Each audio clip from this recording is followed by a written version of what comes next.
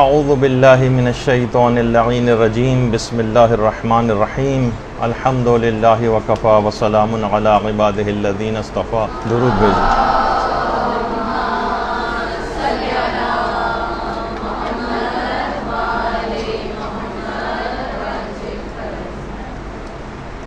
آج کا دن گزرے گا اور جو شب شروع ہوگی وہ شب قدر ہوگی۔ ان احتمالی تاریخوں میں سے ایک کہ جس میں شب قدر کو واقع ہونا ہے۔ دیکھیے، دنیا اور آخرت کے جتنے بھی تمام کام ہیں، یہ علماء فرماتے ہیں کہ یہ بھی کچھ لو اور کچھ دو کی پالیسی پر یا اصول پر چلتے ہیں۔ ہم اللہ سے بہت کچھ چاہتے ہیں۔ اس رات آپ کتنی دعائیں کریں گی، کتنی حاجات طلب کریں گی، آپ اللہ سے بہت کچھ چاہتی ہیں، لیکن اس کے مقابلے میں اللہ کا بھی آپ سے کچھ تقاضا ہوتا ہے۔ رسول کی اور ائمہ کی شفاعت آپ کو درکار ہے، تو رسول اور ائمہ بھی کچھ آپ سے تقاضا کرتے ہیں اور اپنی اطاعت کو طلب کرتے ہیں۔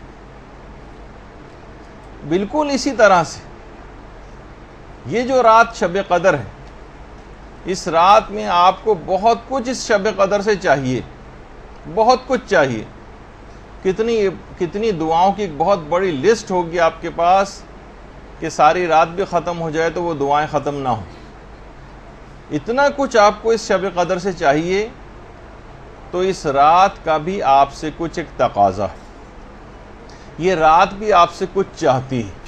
جیسے کہ میں نے کہا کہ چاہے دنیا ہو یا آخرت، چاہے کسی بھی طرح کا کوئی معاملہ ہو، ہر جگہ کچھ لو کچھ دو کا اصول چلتا ہے۔ جب شب قدر سے ہمیں اتنا کچھ چاہیے تو یہ شب قدر بھی ہم سے کچھ تقاضا کرتی۔ دیکھیے، ہر اسلامی حکم کی ایک علت ہے، ایک وجہ ہے۔ جتنے بھی اعمال آپ انجام دیتی ہیں، جتنے بھی آپ اذکار پڑھتی ہیں، جتنی یہ دعائیں پڑھتی ہیں، اس کے اندر ایک خاص حکمت پوشیدہ۔ عبادات کے اندر کچھ خاص اسرار ہیں، کچھ وجوہات ہیں، کچھ علتیں ہیں، کچھ حکمتیں ہیں، کچھ پیغامات پوشیدہ ہوتے ہیں۔ اعمال شب قدر جو آپ انجام دیں گی، جن کا بھی ہم ایک تذکرہ کریں گے، ان سب کے اندر کیا کیا پیغامات آپ کے لیے ہیں، وہ چاہتے کیا ہیں وہ اعمال، وہ آپ کے اندر کون سی تبدیلیاں دیکھنا چاہتے ہیں، اس کا آج ہم تذکرہ کریں گے کہ یہ شب قدر یہ آپ سے کیا تقاضا کر رہی ہے، اس کے اعمال جو آپ انجام دیں گی آپ سے کیا تقاضا کرتے ہیں۔ دیکھیے، ہر چیز کی ایک حکمت اور فلسفہ ہے نا، جو کہ ابھی ہم ڈسکس کر رہے ہیں۔ جیسے کہ نماز ہے، بری اور بے حیائی کی باتوں سے آپ کو روکتی ہے۔ روزہ ہے، اس کا بھی ایک وجہ بتائی گئی ہے تاکہ آپ کے اندر تقوی پیدا ہو جائے۔ زکوٰۃ ہے، یہ آپ کے مال کو پاک کرتی ہے، اس کا ایک الگ فلسفہ اور اس کے اندر ایک الگ پیغام ہے۔ وضو جو آپ انجام دیتی ہیں، یہ آپ کی روح کو پاکیزہ کرتا ہے۔ وضو یہ حسن نصر اللہ کی جوانی کی تصویر ہے، ارادوں کے اعتبار سے تو وہ ابھی بھی جوان ہے ماشاءاللہ، لیکن بہرحال تو وضو اس کے اندر انسان کی روح پاک ہوتی ہے۔ اسی طرح سے حج، یہ فقر و فاقے کو دور کرتا ہے، اور مزید سینکڑوں ہزاروں لاکھوں فائدے حج کے۔ بس اسی طرح سے شب قدر کی اعمال کہ اس میں یہ رات جو کہ ہزار مہینوں سے بہتر ہے، اس کے اندر بھی کچھ ایسے ہی پیغامات موجود ہیں۔ اور اس شب قدر کا تقاضا یہ ہے، جو اس تمام باتوں کا ایک نچوڑ آپ کے سامنے شروع میں پیش کر دو، پھر ہم اس کو ایکسپلین کریں گے۔ شب قدر کے جتنے بھی اعمال ہیں، ان سب کا تقاضا یہ ہے کہ ان کو سارا سال اپنی زندگی پر محیط کر دیا جائے۔ یہ اس میں آپ کی تقدیر لکھی جاتی۔ یہ جو آپ اعمال شب قدر اس رات کو انجام دیتی ہیں، یا آپ ایک لحاظ سے آپ کو یہ دعا کرنی چاہیے کہ پروردگار یہ میں سارا سال کروں، ان پہ سارا سال کاربند رہوں، یہ میری تقدیر میں لکھ دیے جائیں۔ اب اس کی تفصیل جو ہے وہ آگے چل کر آئے گی۔ دیکھیے عبادات جو ہیں یہ کسی رسم کا نام نہیں، شب قدر کسی رسم کا نام نہیں، یہ گنتی کی کچھ عبادات کے مجموعے کا نام نہیں ہے کہ آپ نے 15 16 18 20 اعمال لکھ لیے اور اس کے بعد ٹک لگاتے چلے گئے، ایک فہرست آپ نے بنا لی۔ یہ آپ میں ایک بندگی پیدا کرنے کا جذبہ پیدا کرنا چاہتے ہیں، ایک بندگی کا۔ یہ رات آپ کے اندر ایک ایسا جذبہ پیدا کرنا چاہتی کہ پورے سال آپ کو کیا کرنا ہے، پورا سال کیسے گزارو، زندگی کا طریقہ کار کیا ہو۔ اور یہی وجہ ہے کہ پیغمبر اسلام ختمی مرتبت صلی اللہ علیہ وآلہ وسلم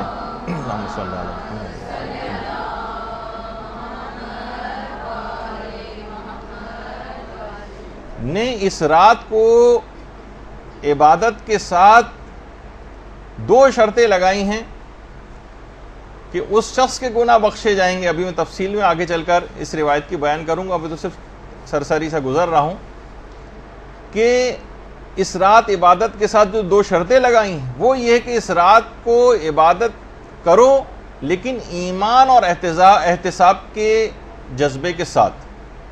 ایمان اور احتساب کا جذبہ، انہیں فقط عبادت نہیں کرنی، احتساب بھی کرنا۔ ایمان اور احتساب یہ 2 چیزیں کیوں لگائیں؟ اگر یہ کہ فقط ایک رسم ہوتی تو کہتے کہ جس طرح سے بھی بس یہ اعمال ہیں ان کو بس کر کے گزار لو، ایسے ہی ثواب تمہیں مل جائے گا۔ نہیں، اس سے مراد یہ ہے کہ آپ کی زندگی میں ایک انقلاب برپا ہو جانا چاہیے۔ اب آپ کا طریقہ زندگی اگلی صبح سے بدل جانا چاہیے، اور اگر طریقہ کار آپ کا بدلا تو آپ سمجھ لیجئے کہ شب قدر سے آپ نے فائدہ اٹھایا ہے، ورنہ یہ ان 10 20 30 اور 40 50 سال جو شب قدر ہم پہلے گزار چکے ہیں، اور ہم نے دیکھا ہے کہ اس نے ہماری روحانیت پر کوئی اثر مرتب نہیں کیا، کیونکہ ہم فقط ایک رسم کے طور پر انہیں گزارتے تھے، عبادت اور بندگی کا جذبہ پیدا نہیں کر سکے۔ اور یہ جتنی بھی پچھلی شب قدریں ان کا کوئی اثر ہم نے قبول نہیں کیا،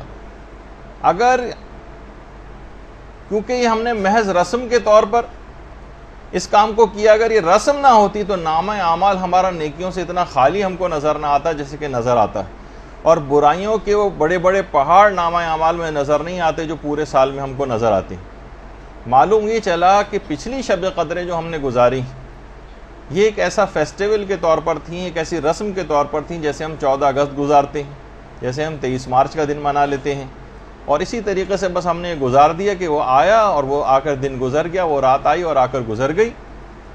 جبکہ اللہ کا جو رسول ہے وہ اور اہل بیت کا جو گھرانہ ہے اور معصومین اور ان کی اولادیں ہیں، اس رات کو اتنی زحمتیں اٹھا کر اس رات کو منایا کرتے تھے، اتنی زحمتیں اور مشقتیں اٹھا کر اس رات کو گزارتے تھے۔ تو خود سوچیے کہ جب ان ذوات اقدس جو ہیں ان کے ساتھ یہ معاملہ ہے تو ہم جیسے گناہ گاروں کو پھر یہ رات کتنی شد و مت کے ساتھ گزارنے کا تقاضا اسلام کرے گا۔ دیکھیے اس رات کی جو ابتدا ہے وہ ایک عمل سے ہوگی جسے کہا جاتا ہے کہ یہ رات کی جو ابتدا ہے یہ جاگنے کے عمل، ساری رات آپ کو جاگنا ہے۔ اس کی حکمت کیا ہے؟ کیوں جاگیں؟ اتنا ثواب کیوں آپ کو دیا جا رہا ہے اس رات کو کہ اگر اس رات آج کی رات مکمل آپ جاگتی رہیں، ذرا سا بھی نہ سوئیں، ذرا سا بھی نہ سوئیں، اگر ساری رات جاگتی رہیں تو جیسا کہ آپ مفاتی میں بھی پڑھتی ہیں کہ اس کے تمام گناہ معاف ہو جائیں گے، خواہ آسمان کے ستاروں کے برابر ہوں، خواہ پہاڑوں کی جسامت کے برابر ہوں، اور خواہ دریاؤں کے پانی جتنے برابر ہوں۔ آج کی رات فقط جاگنے سے معاف ہو جاتی ہیں۔ ذرا زیادہ ثواب محسوس نہیں ہو رہا؟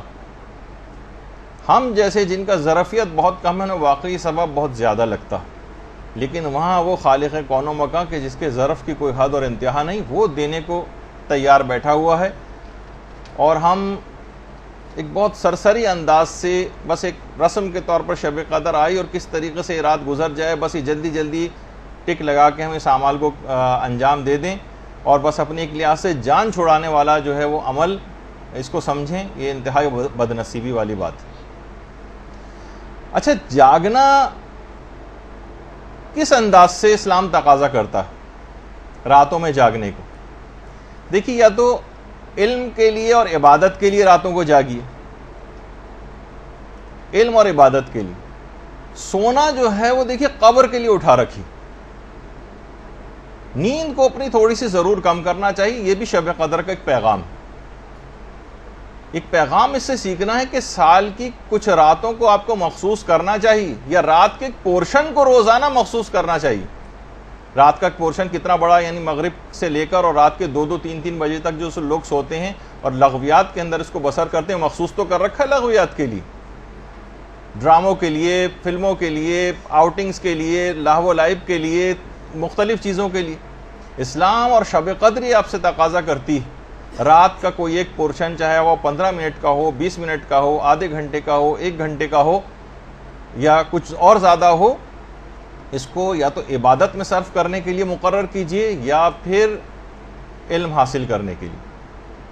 سونا جو ہے وہاں پہ بہت سونا ہے اور اس کی الگ ایک تفصیل ہے، اس کو وہاں کے لیے اٹھا رکھیے۔ یا تو یہ کہ ہمیں پتہ ہے کہ ہمارے نامہ اعمال ایسے ہیں کہ وہ فرشتہ عذاب ہمیں سونے ہی نہیں دیں گے، وہاں پہ سوچے جتنا سونا ہے یہیں پہ پورا کر لیا جائے۔ تو بہرحال کبھی تو ان راتوں کے اندر جاگنا سیکھیے۔ یاد رکھ لیجئے کہ آپ کا اس انداز سے علم اور عبادت کے لیے راتوں کو جاگنا جو شب قدر کا ایک پیغام ہے، جاگنے کے ذریعے، ورنہ یہ بھی کہا جاتا ہے کہ سو لو 2-3 گھنٹے کے اندر اعمال کر لینا۔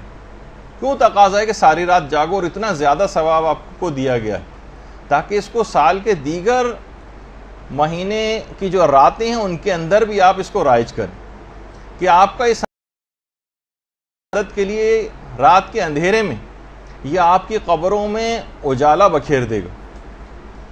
راتوں کی قدر پہچانیے، راتیں بہت قیمتی ہیں۔ بہت سے علماء یہ بات بھی بیان فرماتے ہیں کہ راتیں دنوں سے افضل ہوتی ہیں۔ قرآن کا لوح محفوظ سے زمین پر نازل ہونا یہ رات کے وقت ہوا، انا انزلناہ فی لیلۃ القدر، یہ شب میں ہوا ہے، دن میں نہیں ہوا۔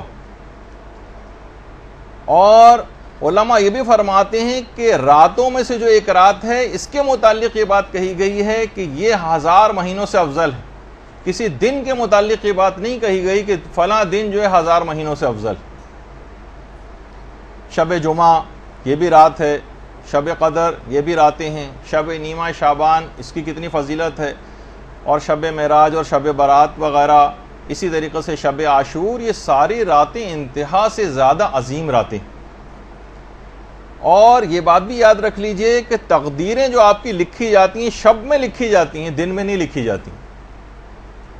شب قدر میں آپ کی تقدیر لکھی جاتی ہے۔ رات کو بہرحال یہ کہ سکون اور اطمینان ہوتا ہے، دن پروردگار نے مشقت کے لیے بنایا۔ اور یہ جو راتیں ہیں اس کا جو 1/3 حصہ ہے وہ اس میں اللہ اپنے بندوں سے بہت قریب ہو جاتا ہے، بہت قریب۔ اور جو بندہ بھی بستر کو چھوڑ کر عبادت کے لیے جاتا ہے، اپنے پہلوؤں کو بستر سے الگ کرتا ہے، روایات میں ہے کہ اللہ اسے بغیر کسی حساب کے جنت میں داخل کرے گا، بغیر حساب کے۔ اللہم صلی علی محمد وعلی محمد۔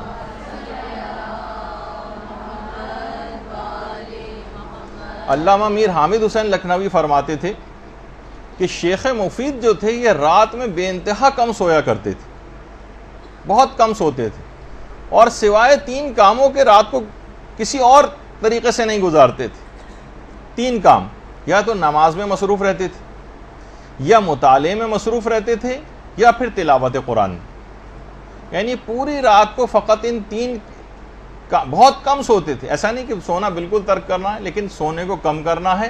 اور سونے کو کم کر کے کرنا کیا ہے؟ فلمیں ڈرامے دیکھنے یا لغویات میں نہیں، بلکہ اس کے اندر آپ کو زندگی کو لگانا ہے۔ یہ وقت نکلا چلا جا رہا ہے، نکلا چلا جا رہا ہے۔ فرشتہ اجل جو ہے اس کی آواز پہ لبیک کہنا ہے، وہ وقت کم سے کم تر ہوتا چلا جا رہا ہے اور ہم خواب خرگوش کے مزے لیتے رہیں۔ تو شیخ مفید کا طریقہ کار یہ تھا۔ شب قدر کا دیکھیے پیغام رات کو جاگنے کا۔ اور اسی طریقے سے علامہ محمد حسین طباطبائی کے متعلق بھی ملتا ہے کہ رمضان کی تو تمام شبوں کو ابتدائے شب سے لے کر اور سحر تک مکمل تمام راتیں جاگ کر گزارتے تھے، رمضان کی تو تمام راتیں مکمل جاگ کر، اور اس میں بھی دعا، قرآن، نماز، تلاوت قرآن اور مختلف اذکار میں جو ہے مشغول رہتے تھے۔ اچھا، اتنا زیادہ اذکار میں مشغول، چاہے وہ بیٹھے ہوں، مطالعہ کر رہے ہوں، پڑھ رہے ہوں، کچھ بھی کر رہے ہوں، ہر وقت زبان کے اوپر ذکر خدا رہتا تھا محمد حسین طباطبائی۔ ان کے شاگرد کہتے تھے کہ چلتے پھرتے بھی مستحب نمازیں ہی پڑھتے رہتے تھے، یعنی جو چل پھر رہے ہیں، آ جا رہے ہیں، بازاروں میں آ جا رہے ہیں، مستحب نمازیں پڑھتے ہوئے جا رہے ہیں، مستحب نمازیں پڑھتے ہوئے واپس آ رہے ہیں، کسی بھی لمحے کو ضائع نہیں کرتے تھے، اور کبھی اس کے بغیر رہتے ہی نہیں تھے۔ تو آپ نے دیکھا کہ محمد حسین طباطبائی نے بھی وہی زندگی پائی جو عام طور پر لوگ زندگی پاتے ہیں۔ وہ کیا کیا کچھ کر کے چلے گئے، اتنی ہی زندگی ہمارے پاس بھی ہے۔ وہ کیا کچھ کر کے چلے گئے، ہم بغیر کچھ کیے دنیا سے جانے والے ہیں۔ تو بہتر ہے کہ موقع بھی بہت اچھا ہے، اپنی شب قدر کا جو پیغام ہے نیند کو کچھ کم کیجیے، کیونکہ یہ خاندان اہل بیت کی خواتین کا بھی طریقہ کار رہا۔ حضرت فاطمہ بنت الحسین، اللہم صلی علی محمد و آل محمد،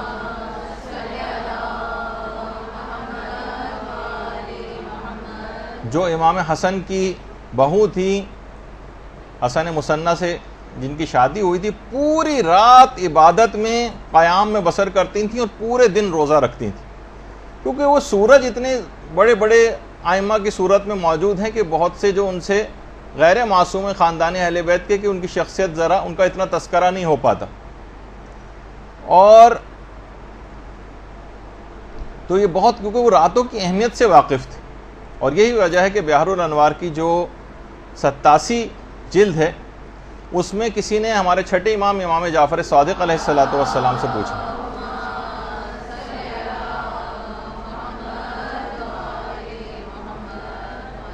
کسی نے پوچھا کہ مولا، ایک شخص یہ کہتا ہے کہ پیغمبر اسلام نے یہ بات کہی ہے، یعنی پیغمبر سے اس بات کو کوٹ کرتا ہے کہ شب کی، رات کی ایک ساعت ایسی ہے کہ جس میں پروردگار عالم اپنے بندوں کی جو دعا کریں وہ ضرور قبول کرتا ہے، جو دعا کریں۔ کیا یہ بات صحیح ہے؟ پیغمبر نے ایسا کہا ہے؟ رات کی کوئی ساعت ایسی ہے؟ امام نے فرمایا کہ ہاں ایسا ہی۔ کہا کہ مولا وہ وقت کون سا ہے؟ فرمایا نصف شب سے لے کر رات کے آخری 1/3 حصے تک۔ نصف شب سے یعنی سمجھیں وہ 12 ساڑھے 12 کے قریب کا جو وقت ہوتا ہے، وہاں سے لے کر اور جہاں سے رات کا آخری 1/3 شروع ہوتا ہے، یہ خاص وقت ہے کہ پروردگار اس میں جو دعا کریں گے وہ قبول کرے گا، جو دعا کریں گے وہ قبول کرے گا۔ پھر راوی نے پوچھا کہ مولا کیا کوئی خاص اور معین شب مراد ہے اس سے کہ جس میں پروردگار دعا قبول کرتا ہے؟ امام نے فرمایا نہیں، ہر شب، ہر شب، ہر رات۔ ہم لوگ کتنا زیادہ بہت ساری دعائیں قبول کروانے کے لیے کتنی تگ و دو کرتے ہیں، کا خاص وقت نصف شب سے لے کر رات کا آخری 1/3 حصہ جہاں سے شروع ہوتا ہے، سمجھیں جیسے 12 بجے سے لے کر اور 3 بجے تک کے درمیان کا وقت، یہ خاص طور پر عبادت کا ہے۔ اس میں کچھ نہ کچھ نماز شب وغیرہ کے لحاظ سے اپنے آپ کو عادی بنانا ہے، جس کا بھی آگے چل کر تذکرہ آئے گا، اور اسی میں اپنی دعاؤں کے لیے بھی مخصوص کیجئے کہ ہر دعا لازماً پروردگار نے، اور ہر شب کے لیے حکم ہے، کوئی مخصوص شب بھی مراد نہیں۔ اور پیغمبر اسلام کا ایک عجیب طریقہ کار تھا۔ پیغمبر اسلام اس طرح سے راتوں کو جاگتے تھے کہ کئی دفعہ اٹھتے تھے اور سوتے تھے، کھڑے کھڑے تھک جاتے تھے تو بیٹھ کر عبادت انجام دے لیتے تھے۔ اور یہ بات بھی یاد رکھ لیجئے کہ یہ ضروری نہیں ہے کہ آپ کہ بیٹھ کر جو پڑھی جاتی ہیں نماز، اس میں آپ 2 رکعت، 1 رکعت کے بجائے 2 رکعت ہی پڑھنا ضروری نہیں، ایسا نہیں۔ تو بہرحال البتہ لیٹے لیٹے پڑھنے کی اجازت نہیں، تھک جائیں تو بیٹھ کر پڑھنے کی اجازت ہے۔ اور اس شب میں بھی تمام رات جاگ کر آپ کو عبادت کرنی، یہ جو آج سے شروع ہو جائیں گی آپ لوگوں کے لیے، بہت سے لوگوں کی تو کل ہو چکی ہے شب قدر کی ابتدا۔ تو پروردگار عالم، کچھ علماء فرماتے ہیں کہ فخر و مباحت کرتا ہے کہ اے فرشتوں دیکھو، جب یہ احتمالی تاریخوں میں میری اتنی عبادت و بندگی کر رہا ہے، تو اگر میں یقینی طور پہ بتا دیتا کہ شب قدر فلاں رات ہے تو اس کی عبادت و بندگی کا کیا حال ہوتا؟ یہ تو احتمالی تاریخیں بتائیں، اس میں اس کی بندگی کا اور عبادت کا یہ حال ہے۔ تو ہمیں دیکھ کے پروردگار یعنی اگر اس انداز سے عبادت کریں کہ واقعی جس طرح سے ایک حق ہے اس شب کو گزارنے کا، اور اتنا زیادہ اس کا ثواب ہے کہ یہ جو 1000 مہینوں سے افضل ہے، تو علماء فرماتے ہیں کم سے کم اس رات عبادت کرنے کا اور اس رات کو جاگنے کا جو ثواب آپ کو ملے گا وہ 83 سال اور 4 مہینے کی عبادت کا ثواب آپ کو ملے گا۔ 83 سال 83 ایئر، سوچیں کہ پیدائش سے لے کر جب تک آدمی بوڑھا ہو جاتا ہے اور مسلسل عبادت انجام دیتا رہے، فقط ایک رات عبادت کرنے سے اتنا ثواب اور فائدہ آپ کو ملے گا۔ اللہم صلی علی محمد و آل محمد۔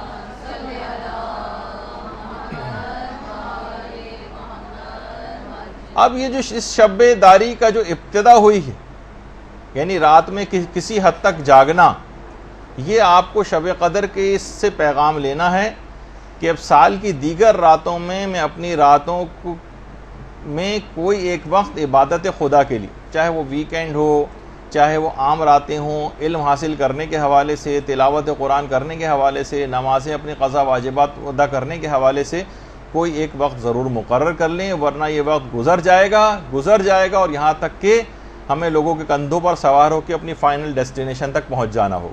اس سے پہلے کا وقت ہے، اس پہ آپ اپنی زندگیوں کو بدلنے کی کوشش کر لیں، اور شب قدر سے بہترین اس ابتدا کی کوئی رات ہو نہیں سکتی۔ تو ایک تو پیغام یہ ہو گیا کہ جو جاگنے کا جو حکم ہے یہ اس وجہ سے ہے تاکہ اس سے کچھ سبق آپ حاصل کریں، اور اپنی عام سال کی راتوں میں بھی اسی انداز سے ایک پورشن ضرور، کم سے کم اگر پوری رات نہ جاگ سکیں تو اتنا سبق ضرور حاصل کر لیں کہ ایک پورشن ضرور مخصوص کر لیں کہ اتنا مجھے ضرور عبادت کرنی ہے۔ دوسرا جو ہے وہ ہے عمل قرآن، جو آپ کرتی ہیں اس رات کو، قرآن کو سر پر رکھ کر، اور اس کے بعد پھر معصومین کے واسطے دیے جاتے ہیں اور اس کے حوالے سے پھر دعائیں ہوتی ہیں۔ اس کا بھی ایک پیغام ہے کہ پورے سال بھی آپ کو انہی ذوات مقدسہ کے وسیلے سے دعائیں کرنا، اور خاص طور پر یہ جو قرآن کو سر پہ رکھا ہے، اور یہ 3 سورے جو اس رات کو علل خصوص پڑھنے کی تاکید ہے، سورہ عنکبوت ہے، سورہ روم ہے، اور حامیم دخان ہے، اور یہ مطلق تلاوت بھی ہے، عام طور پر جو تلاوت کی جاتی ہے اور قرآن کو سر پہ رکھ کر۔ تو یہ بات یاد رکھ لیجئے کہ ویسے تو میں نے پچھلے سال بھی بتایا تھا کہ جو قرآن سر پہ رکھے جاتے ہیں تو علماء اس متعلق کیا بات بیان فرماتے ہیں کہ اس میں کون سی 4 نیتیں ہونی چاہیے۔ وہ پچھلے سال والا درس آپ سن لیجئے گا کہ قرآن کو سر پہ رکھتے وقت 4 نیتیں کرنا، جس کا بھی وقت نہیں ہے وہ تو پچھلے سال ہم نے بیان کر دیا، اور ہمارے ویمیو چینل کے اوپر بھی وہ اپلوڈڈ ہے۔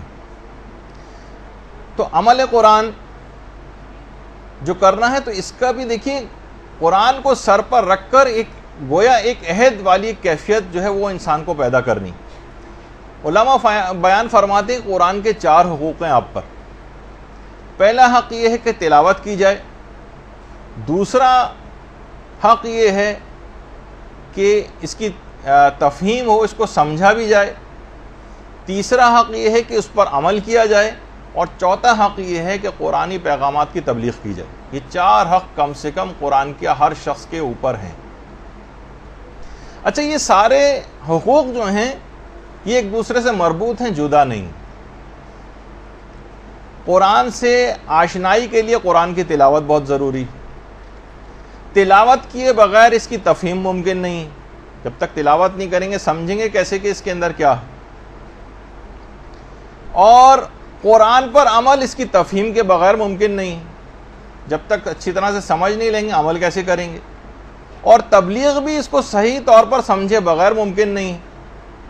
تبلیغ بھی اسی وقت کریں گے جب تفہیم کے مرحلے سے گزر جائیں گے، عمل بھی اس وقت کریں گے جب اس کو سمجھ لیں گے اور تلاوت کریں گے۔ تو یہ چاروں ایک دوسرے سے جڑے ہوئے ہیں اور مربوط ہیں، ایک ہی چین میں ہیں، ان کو الگ نہیں کیا جا سکتا۔ کوئی تلاوت کیے بغیر، تفہیم کیے بغیر اور عمل کیے بغیر اس کی تبلیغ کیسے کر سکتا ہے قرآن کی؟ تو یہ سب چیزیں، یہ بات یاد رکھ، لیکن ہم دیکھتے ہیں کہ افسوس ہے کہ ان چاروں میں سے قرآن کے حقوق ادا نہیں کیے جا رہے۔ کوئی بھی کبھی کسی مقام عمل پر کسی کو کوئی قرآنی آیت یاد نہیں آتی۔ پہلے زمانے میں ہوا کرتا تھا کہ لڑکیاں اپنی ڈائریاں بنایا کرتی تھیں، اس میں اشعار لکھا کرتی تھیں اور اقوال زرعی وغیرہ لکھے جاتے تھے، اس طرح کی چیزیں. اب تو خیر وہ بھی شاید ختم ہو گیا ہے بالکل، اب وہ بھی باقی نہیں رہا. تو قرآنی آیتیں تو بہرحال کیا یاد ہوں گی.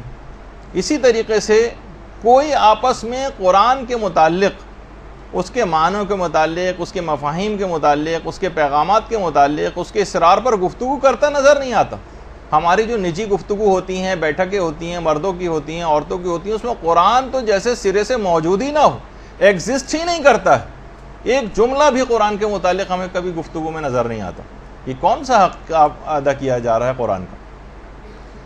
اور قرآن کو کہا جاتا ہے قرآن بالکل تنہا ہے، تنہا.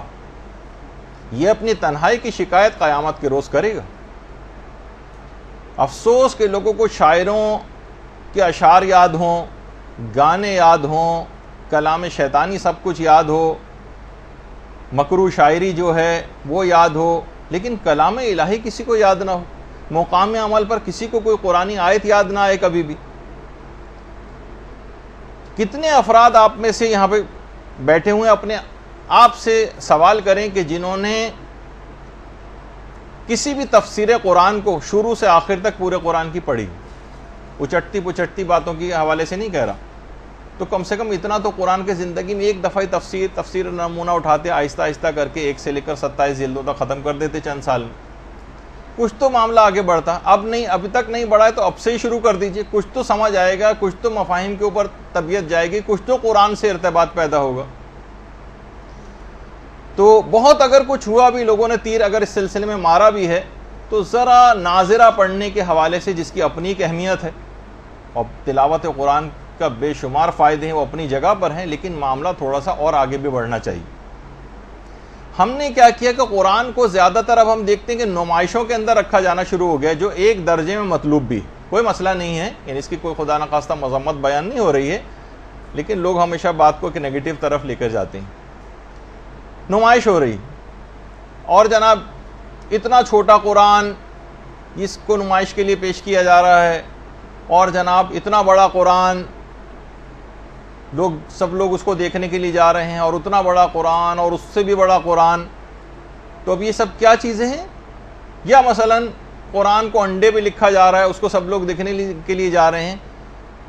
قرآن پر عمل مطلوب ہے. قرآن ان سب چیزوں کے لیے نازل نہیں ہوا ہے کہ اس کو انڈے پہ لکھا جائے، اس کو جو ہے اتنا بڑے صفحات کے اوپر لکھا جائے کہ وہ اتنے بڑے صفحات جو ہیں جس کے اوپر لکھا گیا اسے پڑھ کون سکتا ہے؟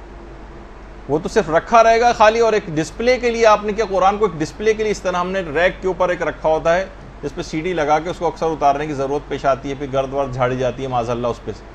قرآن اس کام کے لیے نہیں تھا. قرآن مردوں کے لیے تو فائدہ مند ہے ہی. وہ تو وہابیوں اور ایسے افراد کا نظریہ ہے کہ جو کہتے ہیں کہ نہیں اس کا کوئی اور فائدہ نہیں ہے، لیکن یہ زندوں کے قلوب کے لیے بھی شفا کا باعث.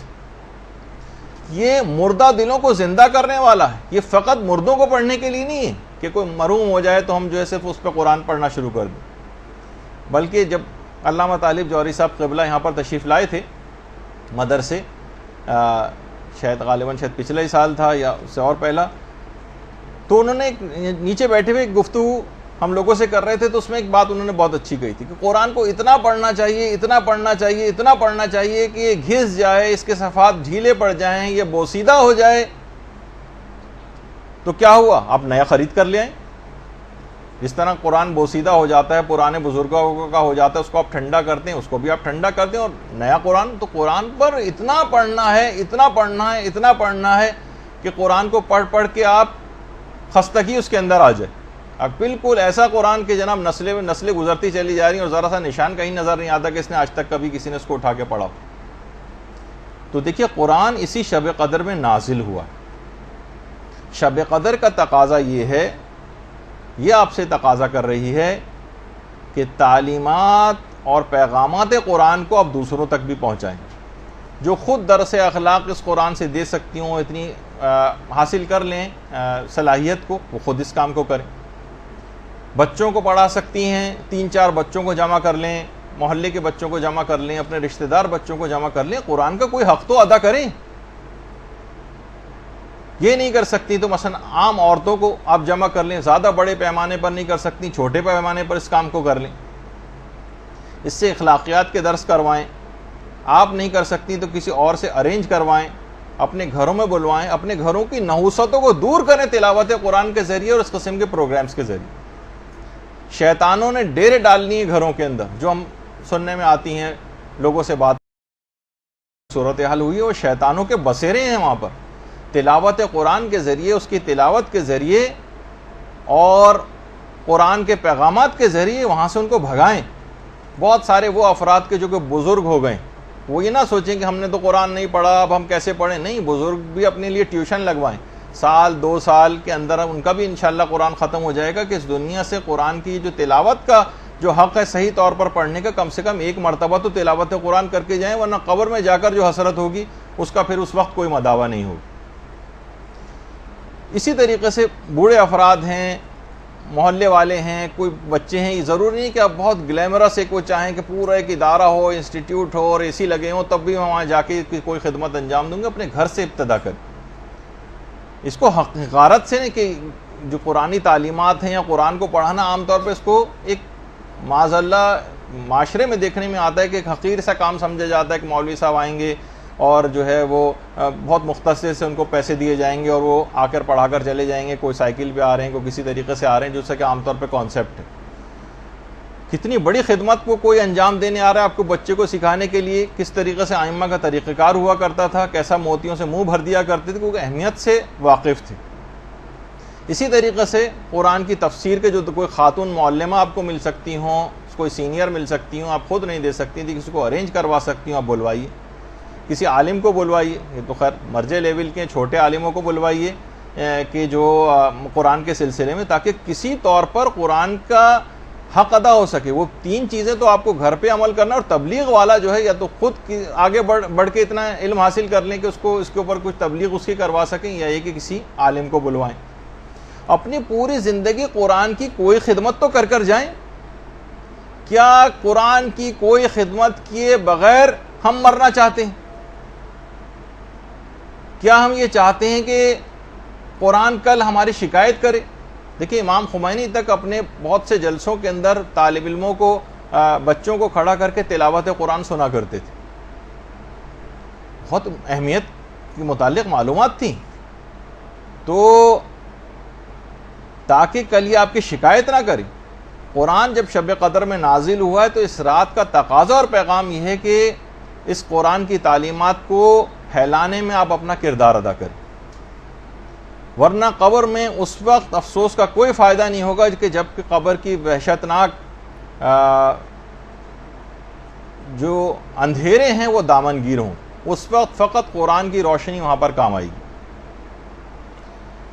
دیکھیں مخلص اور سچے اصحاب پیغمبر جو تھے، جب تک قرآن کی کسی ایک آیت کو سیکھ کر اس پہ عمل نہیں کرتے تھے تب تک وہ اگلی آیت سیکھتے ہی نہ تھے۔ مخلص اصحاب کا طریقہ کار تھا۔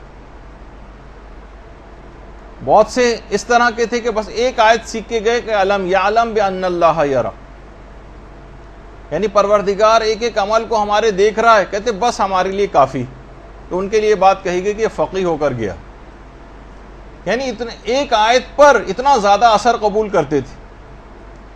اور ہم پوری زندگی ہو گئی ہر دفعہ اتنے سننے میں آتا ہے کہ فلاں صاحب نے اتنے قرآن ختم کر دیے اور اتنے قرآن ختم کر دیے، اور ہم نے 2 ہو گئے اور 3 ہو گئے اور 4 ہو گئے اور 5 ہو گئے، لیکن کوئی اثر مرتب روح کے اوپر ہوتا نظر نہیں آتا اس تلاوت قرآن کا، کیونکہ ہماری نیت عمل کرنے کی ہوتی نہیں۔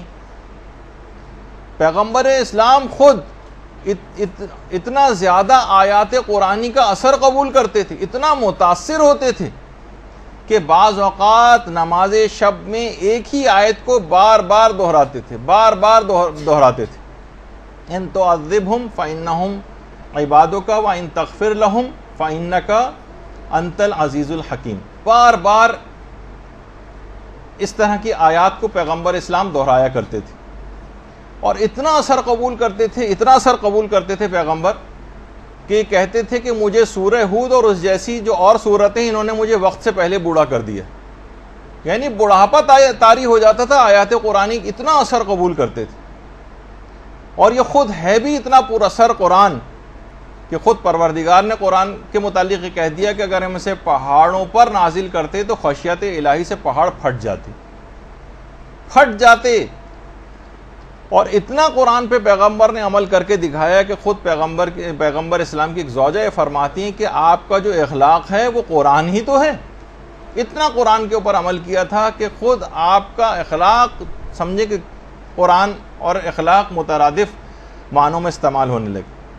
جیسے ہی آیات نازل ہوتی، دیکھیے ہمارے لیے بھی حکم ہے فقط تلاوت نہیں کرنا ہے، عمل کی کیفیت کیا ہونی چاہیے جیسے پیغمبر کی تھی. جیسے جیسے آیات قرآنی نازل ہوتی گئیں، پیغمبر کا عمل شدت کے ساتھ ان آیات قرآنی پہ بڑھتا چلا گیا. جو حکم آتا فوراً اس کے اوپر عمل کرتے. دیکھیے اعلان رسالت سے پہلے زیادہ تر پیغمبر اسلام اپنا وقت جو ہے عبادت کے لیے غار حرا میں تنہائی میں گزارتے تھے. جو حکم آتا فوراً عمل کرتے. تو عبادت کے لیے غار حرا جاتے تھے اس سے پہلے. لیکن جب وہ آیت نازل ہوئی وانذر عشیرتک الاقربین، وانذر عشیرتک الاقربین، کہ اب تبلیغ کا کام شروع کرو، اب لوگوں کو ڈراؤ. اس کے بعد پیغمبر نے ساری زندگی مکمل طور پر غار حرا کو ایک لحاظ سے ترک کر دیا اور مسلسل دعوت و تبلیغ کے اندر مشغول رہے، اور بالکل نہ گھبرائے، نہ کبھی اکتائے، نہ، اور آخری سانس تک تبلیغ کے اندر مصروف رہے.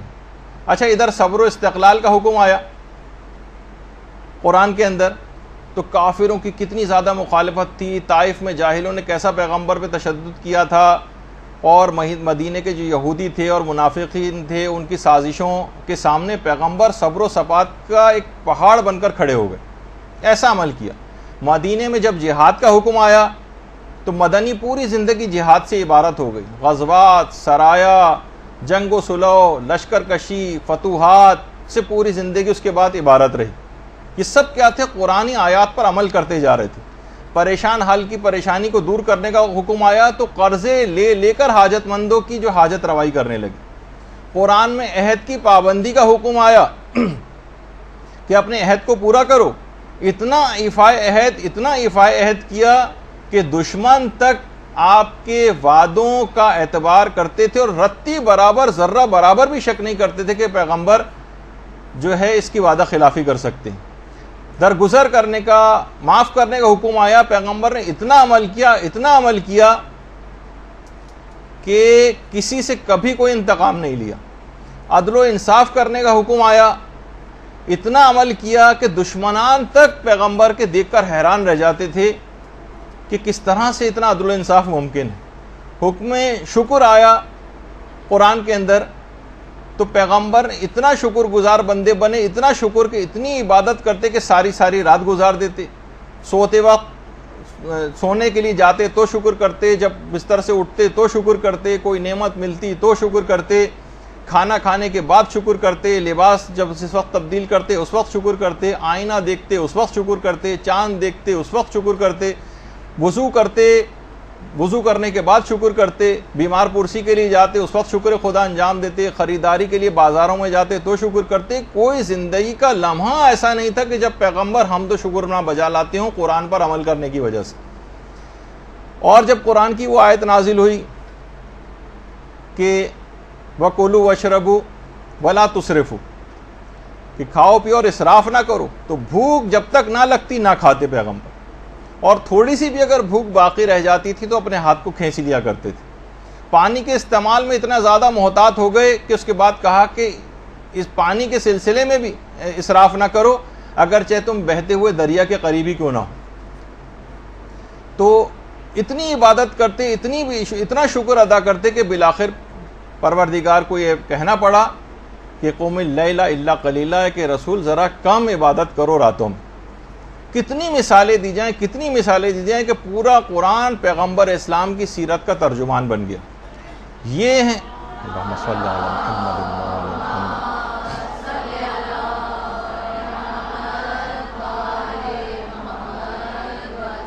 یہ ہیں حقوق قرآن کے، ایسا ہوتا ہے ان کے اوپر عمل اور ایسی ہوتی ہے ان کی تبلیغ. اتنا عمل کہ اس کے بعد پھر پیغمبر اسلام کے لیے پروردگار کو یہ کہنا پڑا کہ ان اللہ و ملائکتہ یصلون علی النبی یا ایھا الذین آمنوا صلوا علیہ وسلموا تسلیما.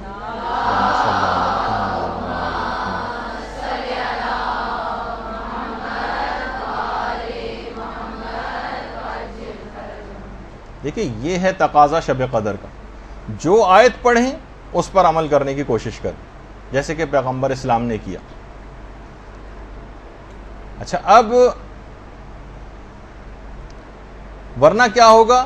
ایک رسم کے طور پر گزارا جائے گا قرآن کو سر پر رکھ کر، کچھ سورہ رسمن پڑھ لیے جائیں گے، جلدی جلدی صفحات گنے جائیں گے کہ اب سورہ روم میں کتنے صفحے باقی رہ گئے، اب عنکبوت میں کتنے صفحے باقی رہ گئے. اس سے ثواب تو مل جائے گا وہاں پہ، کیونکہ ثواب میں کوئی بخل نہیں ہے پروردگار کے ہاں، لیکن جو اثرات آپ کی روح پر مرتب ہونے چاہیے تھے وہ اثرات مرتب نہیں ہوں گے اگر اس انداز سے رسمی طور پر ان راتوں کو گزارا گیا جیسے پچھلے سالوں میں گزارا جاتا رہا. اچھا اس کے بعد 2 رکعت نماز شب قدر کے اندر پڑھی جاتی ہے، جس میں الحمد کے بعد ہر رکعت میں 7 مرتبہ سورہ قل ھو اللہ احد پڑھی جاتی. دیکھیے اس کا بھی پیغام یہ ہے کہ عام زندگی میں بھی اس شب میں یہ جو 2 رکعت نماز پڑھی جا رہی ہے اس میں نماز کا عادی بننا ہے اور معمولی باتوں پر نماز کو چھوڑنا نہیں. ذرا سا بیمار ہوئے نماز چھوڑ دی، کسی تقریب میں جانا پڑ گیا نماز چھوڑ دی، کسی پکنک پہ جانا پڑ گیا نماز چھوڑ دی، کوئی سفر درپیش ہو گیا سفر میں نماز نہیں پڑھ رہے. اور اس نماز کو نہ صرف پڑھنا ہے بلکہ بہتر بھی بنانا ہے. پڑھنا بھی ہے بہتر بھی بنانا ہے، جس کے لیے ہمارے درسوں کی ایک سیریز چل بھی رہی ہے کہ نماز کو بہتر کیسے بنائیں. اچھا مردوں کے لیے تو بہرحال پھر بھی مواقع ہیں، خواتین کو اتنے مواقع نہیں مل پاتے، لیکن مسلمانوں کی بہت سی روایات کے اندر ایک بات یہ بھی آئی ہے کہ شب قدر کا ایک حصہ ان لوگوں کو بھی مل جاتا ہے عام دنوں میں بھی جو مغرب و عشاء کی نمازیں جماعت سے مسجد کے اندر جا کر پڑھتے ہیں. البتہ وہ افراد کہ جو بے نمازی ہیں یا گھنٹے دار قسم کے نمازی ہیں، وہ اس رات کی، کیونکہ اس سے پیغام ہی انہوں نے کوئی نہیں لیا، جو 2 رکعت نماز بھی پڑھی وہ اس رات کی حد تک رہے، اس کو پھیلایا نہیں اس شب قدر کو تمام راتوں کے اوپر. تو کیا اس سے ہوتا ہے کہ اکثر لوگ یہاں پر رابطہ کرتے ہیں مدرسے میں کہ ہمارے والد تھے، 70 سال کی عمر تھی، 90 سال کی عمر تھی اور پوری زندگی میں ایک نماز بھی نہیں پڑھی، ان کی نمازیں پڑھوانا. پھر جب ان کو بتاتے ہیں ان کے روزوں کا وہ بتاتے ہیں سلسلہ کہ یہ تو سوچتے ہیں کہ تو ہمیں پوری جائیداد ہی ابا کے لیے جو قربان کرنی پڑے گی. تو اولاد بھی پریشان ہو جاتی ہے کہ اتنے روزے اور ان کی اتنی نمازیں کیسے کروائیں. باقاعدہ جو کتاب ہدیہ مبلغین ہے اس میں کتاب شناخت نماز کے حوالے سے ایک روایت کو نقل کیا گیا. وہ یہ ہے کہ ایک دفعہ ایک شخص پیغمبر اسلام کے پاس آیا، اللہم صلی علی محمد و علی محمد،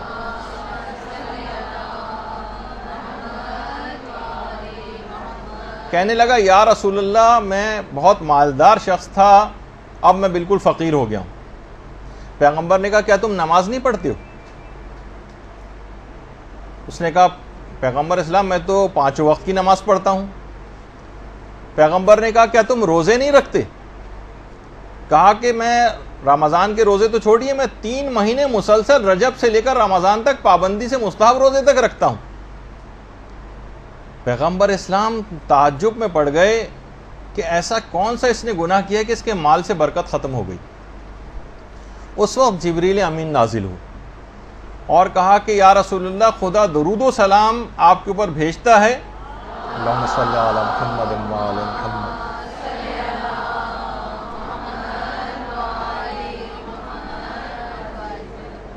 آپ اس بندے سے کہہ دیں کہ اس کا جو باغ ہے اس باغ کے اندر ایک گھونسلہ ہے چڑیا کا، اس گھونسلے میں ایک بے نمازی کی ہڈی کا ایک ٹکڑا موجود ہے جس کی نحوست کی وجہ سے تمہارے مال میں بالکل برکت ختم ہو گئی اور تم مفلس و نادار ہو گئے.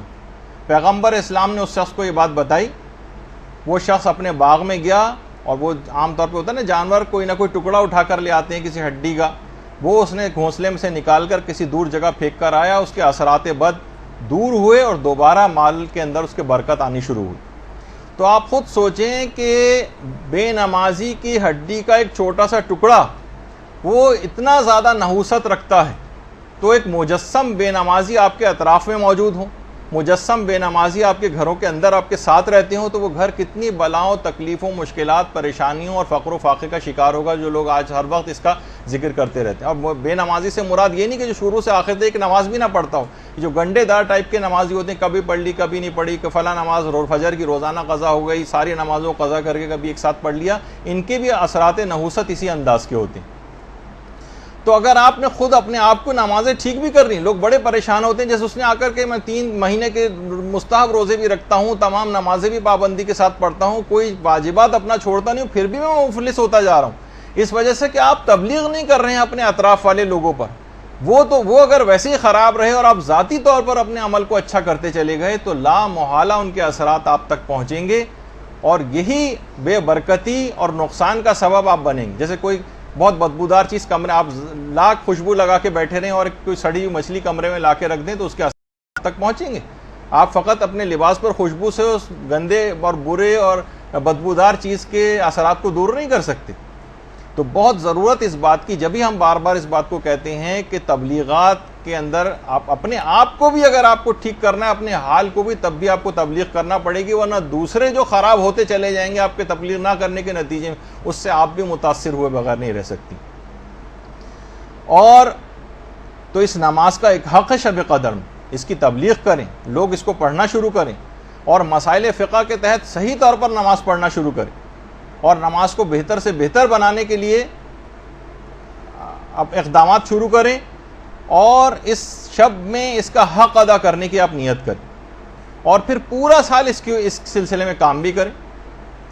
اور اگر کوئی شخص فقط پوری زندگی بھی اس نماز کے موضوع کی تبلیغ پہ لگا دے، تو اس نے ایک بہت بڑا کارنامہ جو ہے وہ انجام دے دیا۔ دیکھیے، اس 2 رکعت نماز شب قدر جو آپ پڑھیں گی، اور اس کے ساتھ ساتھ آپ کو نماز شب بھی پڑھنا ہے اسی رات کو، یہ بھی نماز کی کنٹینیوشن ایک ہی رات میں جو آپ کو نمازیں پڑھنی ہیں، اس میں ایک تو نماز واجب نماز ہے جو آپ کو مغرب عشاء کی پڑھنی ہے، اس کے بعد یہ 2 رکعت نماز شب قدر ہے، اور اسی رات آپ کو نماز شب کے پابندی کی بھی نیت کرنی۔ اس سے بہتر کون سی رات آئے گی جب آپ اس بات کا عہد کریں گی کہ اب مجھ سے نماز شب نہیں چھوٹنی چاہیے۔ جو بالکل مبتدی ہیں، جب تک بالکل نہیں پڑھتے ہیں، میں ریکمینڈ کروں گا کہ وہ 1 مہینے تک فقط ایک رکعت نماز شب سے ابتدا کریں۔ جب وہ مکمل پابندی کے ساتھ کم سے کم 1 مہینے تک ایک رکعت پڑھ لیں گی، تو پھر وہ 3 رکعت پہ چلی جائیں، پھر 3 مہینے تک 3 رکعت پڑھتی رہیں، اور اس کے بعد جب 3 مہینے تک عادی ہو جائے تو پھر آرام سے 8 رکعتیں اور 11 رکعتوں تک بھی جانا کوئی مسئلہ نہیں ہوگا، چلتے پھرتے بھی پڑھی جا سکتی ہیں، الحمد کے اوپر اکتفا بھی کیا جا سکتا ہے، تمام مستحبات بھی نکالے جا سکتے ہیں، چند منٹ کی یہ نماز، لیکن اس کا آپ کو عادی بننا پڑے گا۔ اور نماز شب کے متعلق یہ بات کہی جاتی ہے کہ یہ معنی گناہان آئندہ ہے اور کفارہ گناہان گزشتہ ہے۔ گزشتہ گناہوں کا کفارہ ہے اور آئندہ گناہوں سے بچانے والی چیز ہے، اور یہی وجہ ہے کہ باقاعدہ میں وہ تصویر تو نکال نہیں سکا کہ امام خمینی آپریشن سے پہلے جب مسلسل آکسیجن لگی ہوئی تھی، ایک تو یہ ہے آپ کے سامنے، اس کے بعد پھر ایک اور بھی ہے جس کی تصویر کا میرے پاس وقت نہیں تھا اس کو نکال سکوں، لیکن مسلسل ناک پہ آکسیجن لگی ہوئی تھی۔ اسی حالت میں امام خمینی نے اپنی واجب نمازیں، ظہر اثر کی نماز اس میں پڑھی تھی آپریشن سے پہلے، حتیٰ اسی آکسیجن لگی حالت میں نماز شب بھی ادا کی تھی، ورنہ جو اتنا کریٹیکلی ال پیشنٹ ہو اور بالکل ایکسپائر ہونے والا ہو، اور اس کی جو صورتحال اس وقت ہوتی ہے کہ اس میں اپنے آپ کا اس کو ہوش نہیں ہوتا، اس میں بھی مستحب نمازیں حتیٰ کہ پوری 11 رکعت نماز شب آکسیجن لگے انہوں نے انجام دی۔ اللہم صلی علی محمد۔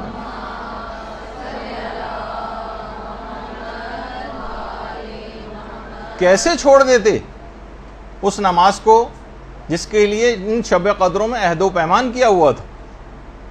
صاحب ارادہ تھے، ہماری طرح تو نہیں تھے کہ ذرا سی ہاتھ کے اوپر اگر ڈرپ لگ جائے تو ہم اس کو چھوڑ دیتے ہیں. امام خمینی کی حد تک تو ہے ہی بات, لیکن آیت اللہ آیت اللہ یہ بھی کچھ عرصے پہلے ان کی بھی تصاویر وغیرہ اس انداز سے آئیں گی. ظاہر ہے کہ علماء, امام خمینی کی تو ایک الگ ہی شخصیت تھی کہ ان کو ایک ایک چیز فلم بنائی جا رہی تھی ان کی, تاکہ ان کی شخصیت ایک رہبر کبیر ہونے کے حوالے سے تھی. لیکن دیگر ہمارے مراجع وہ بھی اسی طرح سے عمل کرتے ہیں, تمام مستحبات کے ساتھ عمل ہوتا ہے کہ کس طریقے سے نمازی ہیں, اور ان کا بھی یہی طریقہ کار. اور خود آپ دیکھیں کہ واقعی شب قدروں میں یہ جو اعمال ہیں اور جو نمازیں بھی ہیں, یہ خود یہ جو قوم آپ کے سامنے ہے جو تمام ظالموں سے اکیلی اور تنہا مقابلہ کر رہی ہے, وہ کس طرح سے ان کے اندر یہ کیفیت پیدا ہوئی. دیکھیں وہاں پہ جو بیمار ہیں, بیمار ہاسپٹلس کے اندر, اب کچھ تصاویر میں آپ کو دکھاؤں گا, اس سے ان لوگوں کا اندازہ ہوگا کہ کتنی ایمانی جذبہ اور اپنے آپ سے ان کا موازنہ کرتی جائیے گا کہ ہم معمولی سی چیزوں میں ڈرپ لگ گئی تو نمازیں چھوڑ دیتے ہیں, ہاتھوں میں کینیولا لگ گیا نمازیں چھوڑ دیتے ہیں, اسپتال میں داخل ہونا پڑ گیا, مریض تو چھوڑیے لواحقین تک نماز چھوڑ دیتے ہیں کہ کیسے یہاں پر نجاست ہے اور فلاں ہے اور کیا چیز ہے. اب آپ دیکھیے ان لوگوں کی حالت کہ وہاں پہ اعمال شب قدر کے لیے مریض تک بستر پہ لیٹ کر اعمال شب قدر جو ہے وہ انجام دے رہے ہیں. جو لواحقین ان کے ساتھ بیٹھے ہوں, بجائے کہ فضولیات وقت ضائع کرنے کے, ٹی وی دیکھنے کے, وہ اس کے اندر مشغول ہیں. آپ خود سوچیں کہ ایمانی یعنی کسی بھی جگہ ہونا معنی نہیں ان کے لیے ہوتا ہے کہ وہ جو ہے اس رات کو عبادت جو ہے وہ انجام نہ دیں. حتیٰ کہ جو اتنے قریب المرگ ہیں ان تک کو جو ہے عمل قرآن وغیرہ کروایا جا رہا ہے, اہمیت سے آگاہ ہیں. اور خود پیرامیڈیکل اسٹاف اور ڈاکٹر حضرات بھی بیٹھ کے کرتے ہیں اعمال اسی طریقے سے. یا جو جہاز میں ہیں اور شب قدر گزارنی پڑ رہی ہے تو باقاعدہ ایک کونے میں بیٹھ کے لوگ باقاعدہ اپنے اعمال شب قدر تک انجام جو ہے وہ دیتے ہیں. یہ نہیں سوچتے کہ ہم تو سفر میں ہیں. مثلا جو لواحقین ہیں مریضوں کے, وہ مریضوں کے لیے بھی اور وہیں پہ بیٹھ کر اپنی جو ہے عبادتوں کو جو ہے وہ انجام دے رہے ہیں. کتنی خواتین اس طرح سے ہیں بالکل قریب المرگ عزیز ان کے موجود ہیں, ان کے جو سرہانے جو ہے وہ بیٹھی ہوئی خواتین ہیں, خود مریض حضرات بھی. یہ دیکھیے کہ باقاعدہ, ظاہر ہے کہ سب مریض تو اس طرح سے اسپتال میں نہیں ہوتے نا کہ کچھ بھی نہ کر سکیں, وہ بات بھی کر سکتے ہیں, کچھ چیز پڑھ بھی سکتے ہیں, تو وہ کیوں اپنے وقت کو جو ضائع کریں, وہ اس کو اس طور پر کام میں لے کر آتے ہیں. تو یہاں پہ بھی جو مریض ہیں ان کو کوشش کرنی چاہیے, ان کو چیزیں پڑھ سکتے ہو تو آپ پڑھنے کو ان کو چیزیں دیں.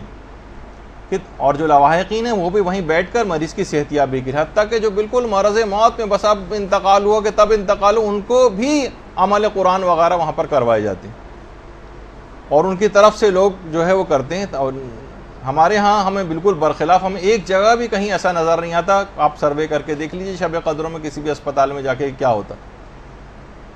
مریض خود اپنے بستروں میں بیٹھ کر وہ جو کھانے کی جو ایک ٹیبل ہوتی ہے اس پہ رکھ کر قبلہ رخ ہو کر, اگر قبلہ جو ہے وہ بالکل ان کے پشت کی طرف ہے بیڈ کی, تو وہ پورا مڑ کر اور کوشش کرتے ہیں کہ ہم ان اعمال کو اس رات کے اندر جو ہے انجام دیں. جو ریسیپشنسٹ ہوتے ہیں, جو کچھ ہوتے ہیں, وہیں پہ بیٹھ کر جتنا ممکن ہو ان کے لیے دعائیں وغیرہ پڑھنا, وہ دعائیں پڑھتے ہیں. بہت سی خواتین اس طرح انداز کی ہیں اور بہت سے مریض کے آکسیجن لگی ہوئی ہے, لیکن پھر بھی اس رات کو بہترین طریقے سے گزارنے والا ایک عمل جو ہے وہ انجام دیا جاتا ہے. بس آپ کو دکھانے کے حوالے تک ایک تشویق ہو, ایک ترغیب ہو, اور معنی نہ سمجھا جائے. مریضوں کو بھی یہ تمام چیزیں وہاں پر مہیا کریں, جو کر سکتے ہیں وہ خود کریں, ورنہ ان کے لواحقین اس کو انجام دیں. اچھا, اب باقاعدہ بہت سی کتابوں کے اندر ایک مرد صالح کا خواب جو ہے وہ نقل کیا گیا, جو بغیر نماز شب پڑھے سو گیا تھا.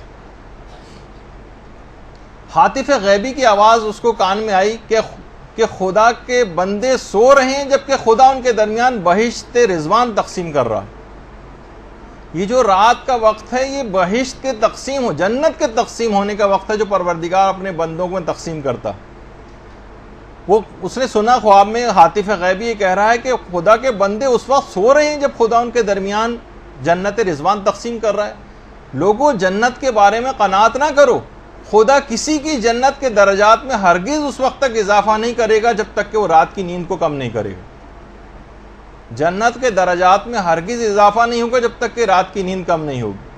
اچھا, کم نیند جو ہے وہ ٹی وی دیکھ کر نہیں کم کرنی ہے, فضول تقریبات میں جا کر کم نہیں کرنی ہے، بلکہ علم میں، عبادت میں، اذکار میں، دعاؤں میں اور نماز میں مشغول ہو کر کم کرنی۔ باقاعدہ فرشتے ہنستے ہیں نا، وہ جو کتنی دفعہ سر وسیم امام بھی آپ کو روایت سنا چکے کہ 3 موقعوں پہ فرشتے ہنستے ہیں، 3 موقعوں پہ روتے ہیں۔ ان میں جو ہنسنے کا موقع ہے ان میں سے ایک موقع یہ ہے کہ جو دن بھر فضولیات کے اندر مشغول رہے اور عشاء کے بعد پھر فضولیات میں دوبارہ مشغول ہو جائے، پھر ٹی وی کے سامنے آ کر بیٹھ جائے، پھر فلمیں دیکھنے لگے، پھر ڈرامے دیکھنے لگے، تو فرشتے ہنستے ہیں کہ اس بندے کا دل ابھی تک لغویات سے بھرا نہیں ہے کہ رات کو عشاء کے بعد پھر حرام اور مشکوک چیزوں کو دیکھنے میں مصروف ہو گیا ہے۔ تو بہرحال یہ پھر لغویات کے اندر جو ہے وہ مشغول ہو گیا۔ تو ایک بہت بڑی اور اہم اس کی وجہ یہ ہے کہ ہم سے جو عبادتیں نہیں ہو پاتی۔ دیکھیے ایک بات اس کا آج بھی اس میں بہت ہمیشہ سے ہمارے ہر درس میں اس کا کوئی نہ کوئی تذکرہ آ جاتا ہے کہ آخر اس کے باوجود اتنی اہمیت آپ سن رہی ہیں، لیکن اس کے باوجود بھی اٹھ کر جائیں گی تو کتنی کم عامل ہو پائیں گی اس پہ، یہ جو سننے والے ہیں۔ اس کی ایک وجہ کیا ہے؟ وجہ حرام اور مشکوک کمائیاں، خمس اور دیگر حقوق ایسے مالی واجبات ہیں کہ جو کہ ادا نہیں ہوئے، اور اس وجہ سے وہ ہمیں نماز شب پڑھنے ہی نہیں دیتے۔ آیت اللہ شیخ قدوسی کہہ رہے ہیں کہ نیہاوند ایک علاقہ ہے، وہاں کے ایک مومن نے ایک دفعہ کھانے کی مجھے دعوت دی۔ میں کھانا کھانے کے لیے گیا، لیکن کھانا کھانے کے بعد ایک ایسا خمار دماغ پہ میرے سوار ہوا کہ مجھے نیند آ گئی۔ نماز شب تو کیا ملتی، نماز فجر بھی قضا ہو گئی۔ آیت اللہ شیخ قدوسی نے بیان کیا۔ اچھا، کیونکہ روحانی طور پہ بہت بلند عالم دین تھے، کہہ رہے میں متوجہ ہوا، یعنی کشف جو چیزیں ہوتی، تو معلوم یہ چلا کہ اس کی جو کمائی اور ارننگ ہے اس میں اشکال، مشکوک کمائی کی بنا پر میری جو ہے نماز، اتنے بڑے عارف کی بھی جو نماز شب جو قضا ہوئی، حتیٰ کہ نماز فجر تک قضا ہو گئی، اور جبکہ اپنا ذاتی مال بھی نہیں تھا، کسی اور کا مشکوک مال تھا جو ان کے جسم میں چلا گیا تھا، تو کتنے اثرات اس نے رکھے۔ تو یہ سب چیزیں بہت آپس میں ملتی جلتی چیزیں۔ اور اصفہان کے جو ایک مبلغ تھے حجت الاسلام سید محمد حسین مدرس، انہوں نے بھی ایک واقعہ نقل کیا کہ وہاں کے طلباء نے ایک دفعہ جشن منعقد کیا تھا عید زہرا کے سلسلے میں، اور آخوند ملا کاشی بہت بڑے عارف اور عالم اس زمانے میں تھے، ان کو بلایا۔ اچھا، آخوند کاشی کے متعلق یہ بات بتا دوں کہ آخوند کاشی وہ تھے کہ جو اپنی ہر مستحب نماز تک کے قنوت میں دعائے ابو حمزہ سمالی پڑھتے تھے۔ آخوند کاشی، اللہم صلی اللہ علیہ وسلم۔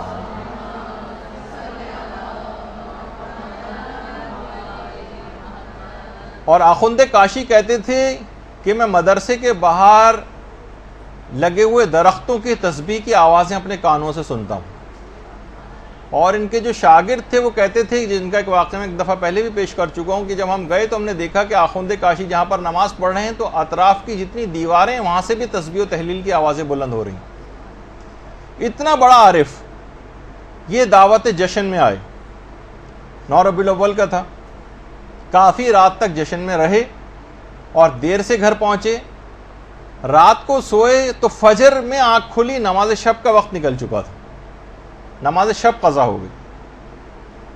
اس کے بعد 17 ربیع الاول کا پھر دوبارہ ایک جشن منعقد کیا گیا مدرسے میں، اور آخوند کاشی کو پھر بلایا۔ آخوند کاشی پھر آئے اور وہاں پھر دیر ہو گئی، اور گھر گئے تو بعد میں انہوں نے بتایا کہ اس رات کو میں نے پیغمبر اسلام کو خواب میں دیکھا۔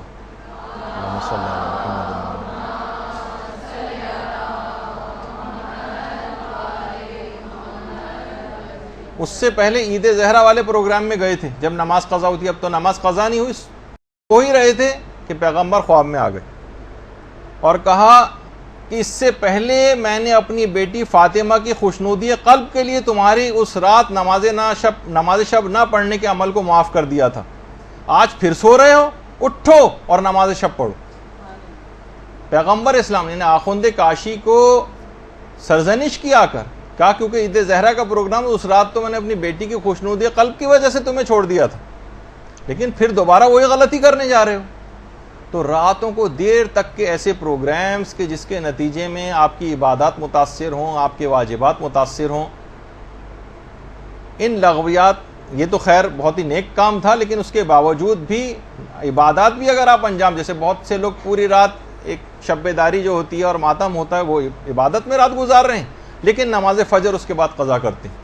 تو مستحب نمازیں بھی اس کا پیش خیمہ نہیں ہونی چاہیے کہ آپ کے واجبات قضا ہو جائیں، اور جن کا مقام اور بلند ہوتا ہے ان کے لیے ان کی نماز شب بھی قضا نہیں ہونی چاہیے. تو پیغمبر نے آ کر سرزنش کی. ائمہ خود کتنے زیادہ اس کے پابند تھے کہ امیر المومنین کی جو ایک کنیز تھی ام سعید، وہ یہ بات بیان فرماتی ہیں کہ تمام شب امیر المومنین عبادت میں مصروف رہتے تھے، اور رمضان اور غیر رمضان سب امیر المومنین کے لیے برابر تھے، سب برابر. اور ابھی شب ضربت آج ہی کی رات کو ہے.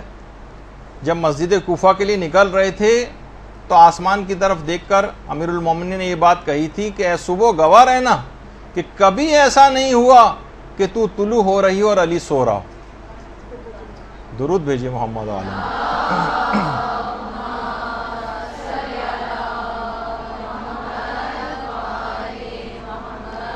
دیکھیے پھر یہ بات بیان ہو رہی ہے کہ ہر چیز کا ایک پیغام ہے، ایک فلسفہ ہے. یہ اعمال شب قدر جتنے بھی آپ انجام دیں گی، چاہے 2 رکعت نماز ہو، چاہے غسل ہو، چاہے اب زیارات ہوں، چاہے دعائیں ہوں، ان سب کا ایک فلسفہ ہے کہ ان عام زندگی کے دنوں کے اوپر اس رات کو آپ کو پیغامات کو پھیلانا ہے، پورے سال پر محیط کرنا ہے. پورے سال اب نماز شب کا پابند بننا ہے، پورے سال رات کے ایک حصے کو بستر سے الگ ہونا ہے. اور یہی وجہ ہے کہ جو سجدے ہیں، یہ جو نمازیں ہیں، یہ اس حد تک سوچی کہ جو ہستیاں ان کی اہمیت سے واقف تھیں. جیسے کہ حضرت مریم کے متعلق ملتا ہے کہ جب اسرائیل ملک الموت آئے تھے ان کے پاس اور آخری خواہش ان سے دریافت کی تھی، تو انہوں نے کہا تھا کہ اتنی مہلت مجھے دے دو کہ میں سجدے میں چلی جاؤں اور اس کے بعد پھر میری روح کو نکال لینا. اور ہمارے علماء میں سے شیخ جواد انصاری ہمدانی، جن کا اکثر تذکرہ آتا ہے، یہ خود فرماتے ہیں کہ ہمدان میں ایک مومن نے، اچھا خود ہمدانی تھے، اور جب بھی کبھی علماء اس طرح کی کوئی بات کرتے ہیں تو اپنا ذکر نہیں کرتے. ایک مومن کے ساتھ ایسا ہوا جبکہ خود مراد ہوتے ہیں. کہتے ہیں کہ ہمدان میں ایک مومن نے نماز شب کے لیے جب وہ اٹھا تو دیکھا کہ 500 گھروں کی جو حدود ہے ہمدان میں، اس میں ایک گھر میں زمین سے آسمان کی طرف ایک نور ساطع ہو رہا. باقاعدہ رسالہ جو لقاء اللہ ہے اس کے اندر بھی یہ واقعہ ہے. تو اسے الہام ہوا اس مومن کو کہ اس مکان میں حضرت حجت نماز شب کو ادا فرما رہے ہیں.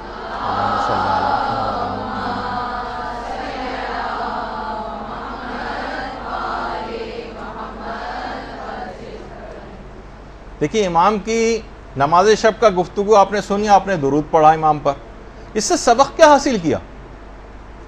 کتنوں نے عہد کیا اس بات کو سن کر کہ ہم حضرت حجت کی اس عمل کی پیروی کریں گے آج سے اور نماز شب کے پابند بن جائیں گے. طریقہ کار وہی رکھیے گا تاکہ بیچ میں سے ایک دم سے 11 رکعتیں پڑھنی شروع کر دیں گی تو اگلے دن سے نہیں پڑھیں گے. 1 مہینے تک 1 رکعت، اس کے بعد پھر 3 مہینے تک 3 رکعت، اور اس کے بعد پھر آپ بڑھاتی چلی جائیں گی تو کوئی طبیعت کے اوپر بار محسوس نہیں ہوگا.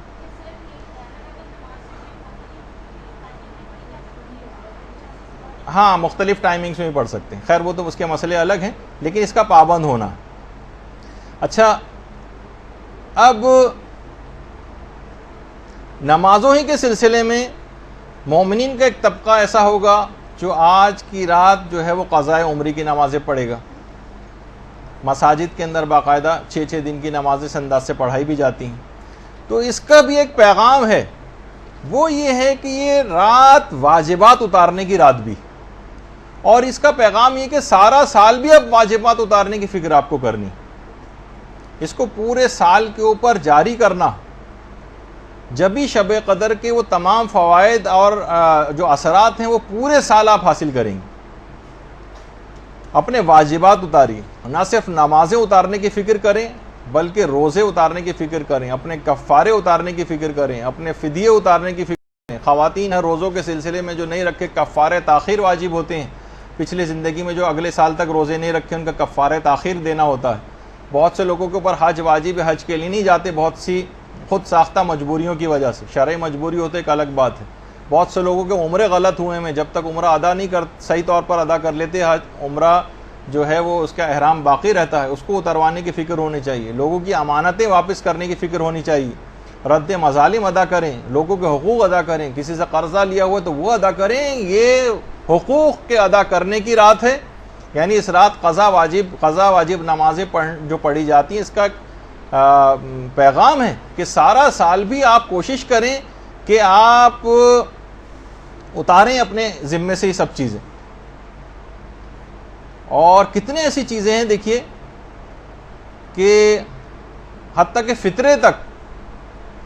فطرے لوگ سوچتے ہیں فطرہ تو ہم ہر سال دیتے ہی. خود ہمارے استاد محترم بیان فرماتے تھے کہ ایک بہت بڑی غلطی ہمارے ہاں ایک یہ بھی ہونے لگی ہے کہ گھروں کا نا کوئی سسٹم صحیح طور پر بن نہیں پاتا ہے. پتہ ہی نہیں چلتا کہ گھر میں سربراہ گھر کون ہے. باپ اس طرح سے کاروبار میں اپنے ساتھ اپنے بچوں کو شامل کر لیتا ہے کہ بچوں کا پتہ نہیں چلتا کہ یہ اس کاروبار کے مالک ہیں یا باپ مالک ہے. تو بہت سی چیزیں طے نہیں کی ہوئی ہیں ہم لوگوں نے, تو اس کی وجہ سے بہت سے پرابلمس ہوتے ہیں. اب جس کے ڈیپینڈنٹس میں سے شمار ہوتے ہیں اس کے اوپر فطرہ واجب ہوتا ہے. اب اگر اولاد نے نکال بھی دیا اور باپ جو ہے سربراہ فیملی تھا, چاہیے کمائی باپ کے ہاتھ میں کیوں نہ لا کے دیتے ہوں, باپ ریٹائرڈ ہے گھر پہ بیٹھے ہوئے, لیکن سربراہ گھر وہ ہے, تو اس کو ان کا فطرہ بہت سارے فطرے کے مسئلے. تو اب اگر ان بچوں نے فطرہ نکال بھی دیا اور باپ نے نہیں نکالا, تو جب تک جائیداد تقسیم نہیں ہو سکتی باپ کے مرنے کے بعد, جب تک وہ سارے فطرے بھی نہ نکال دیے جائیں جو اولاد نے خود نکال دیے تھے اور باپ کے اوپر واجب تھے اور اس نے نہیں نکالے تھے.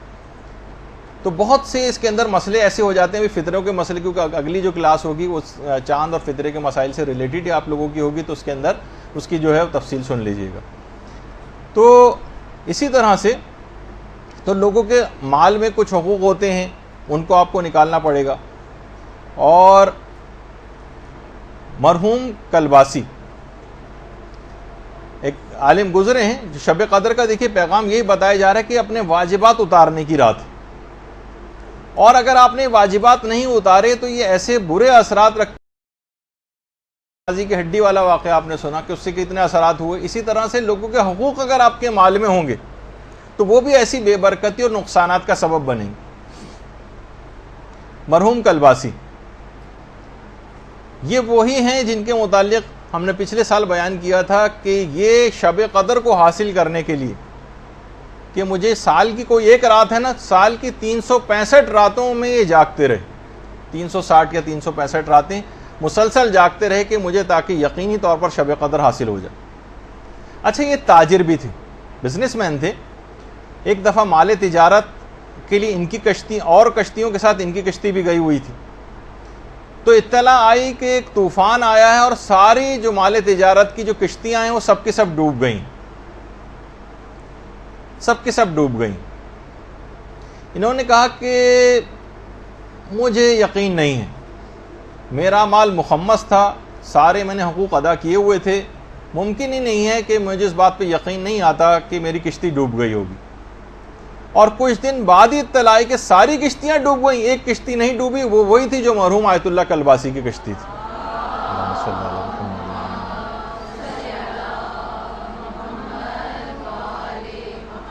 دیکھیں یہ بات یاد رکھ لیجئے کہ جب تک اس کو بند کر دیجیے, جب تک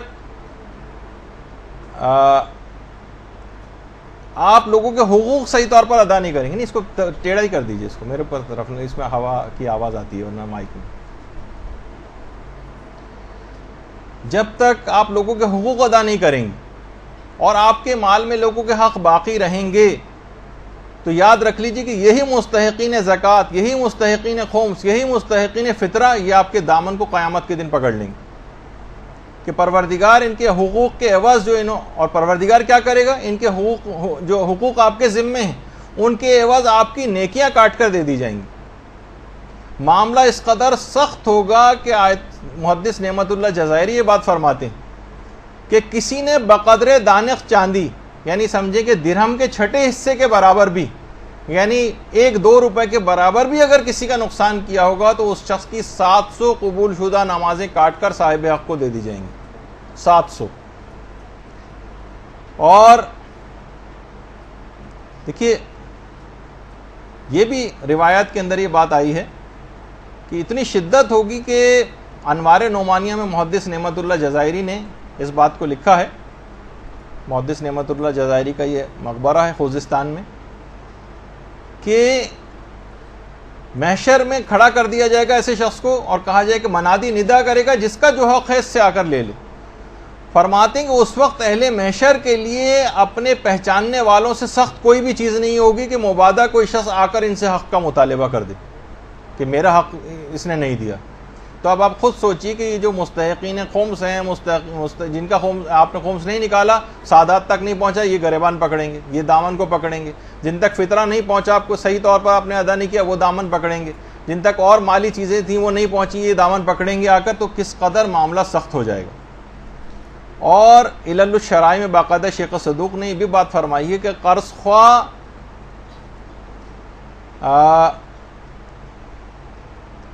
یہ جو ہیں یہ آ کر مقروض کا دامن پکڑیں گے, یہ ہمیں واپس کر سکتا تھا قرضہ لیکن اس نے اس کے باوجود بھی واپس نہیں کیا.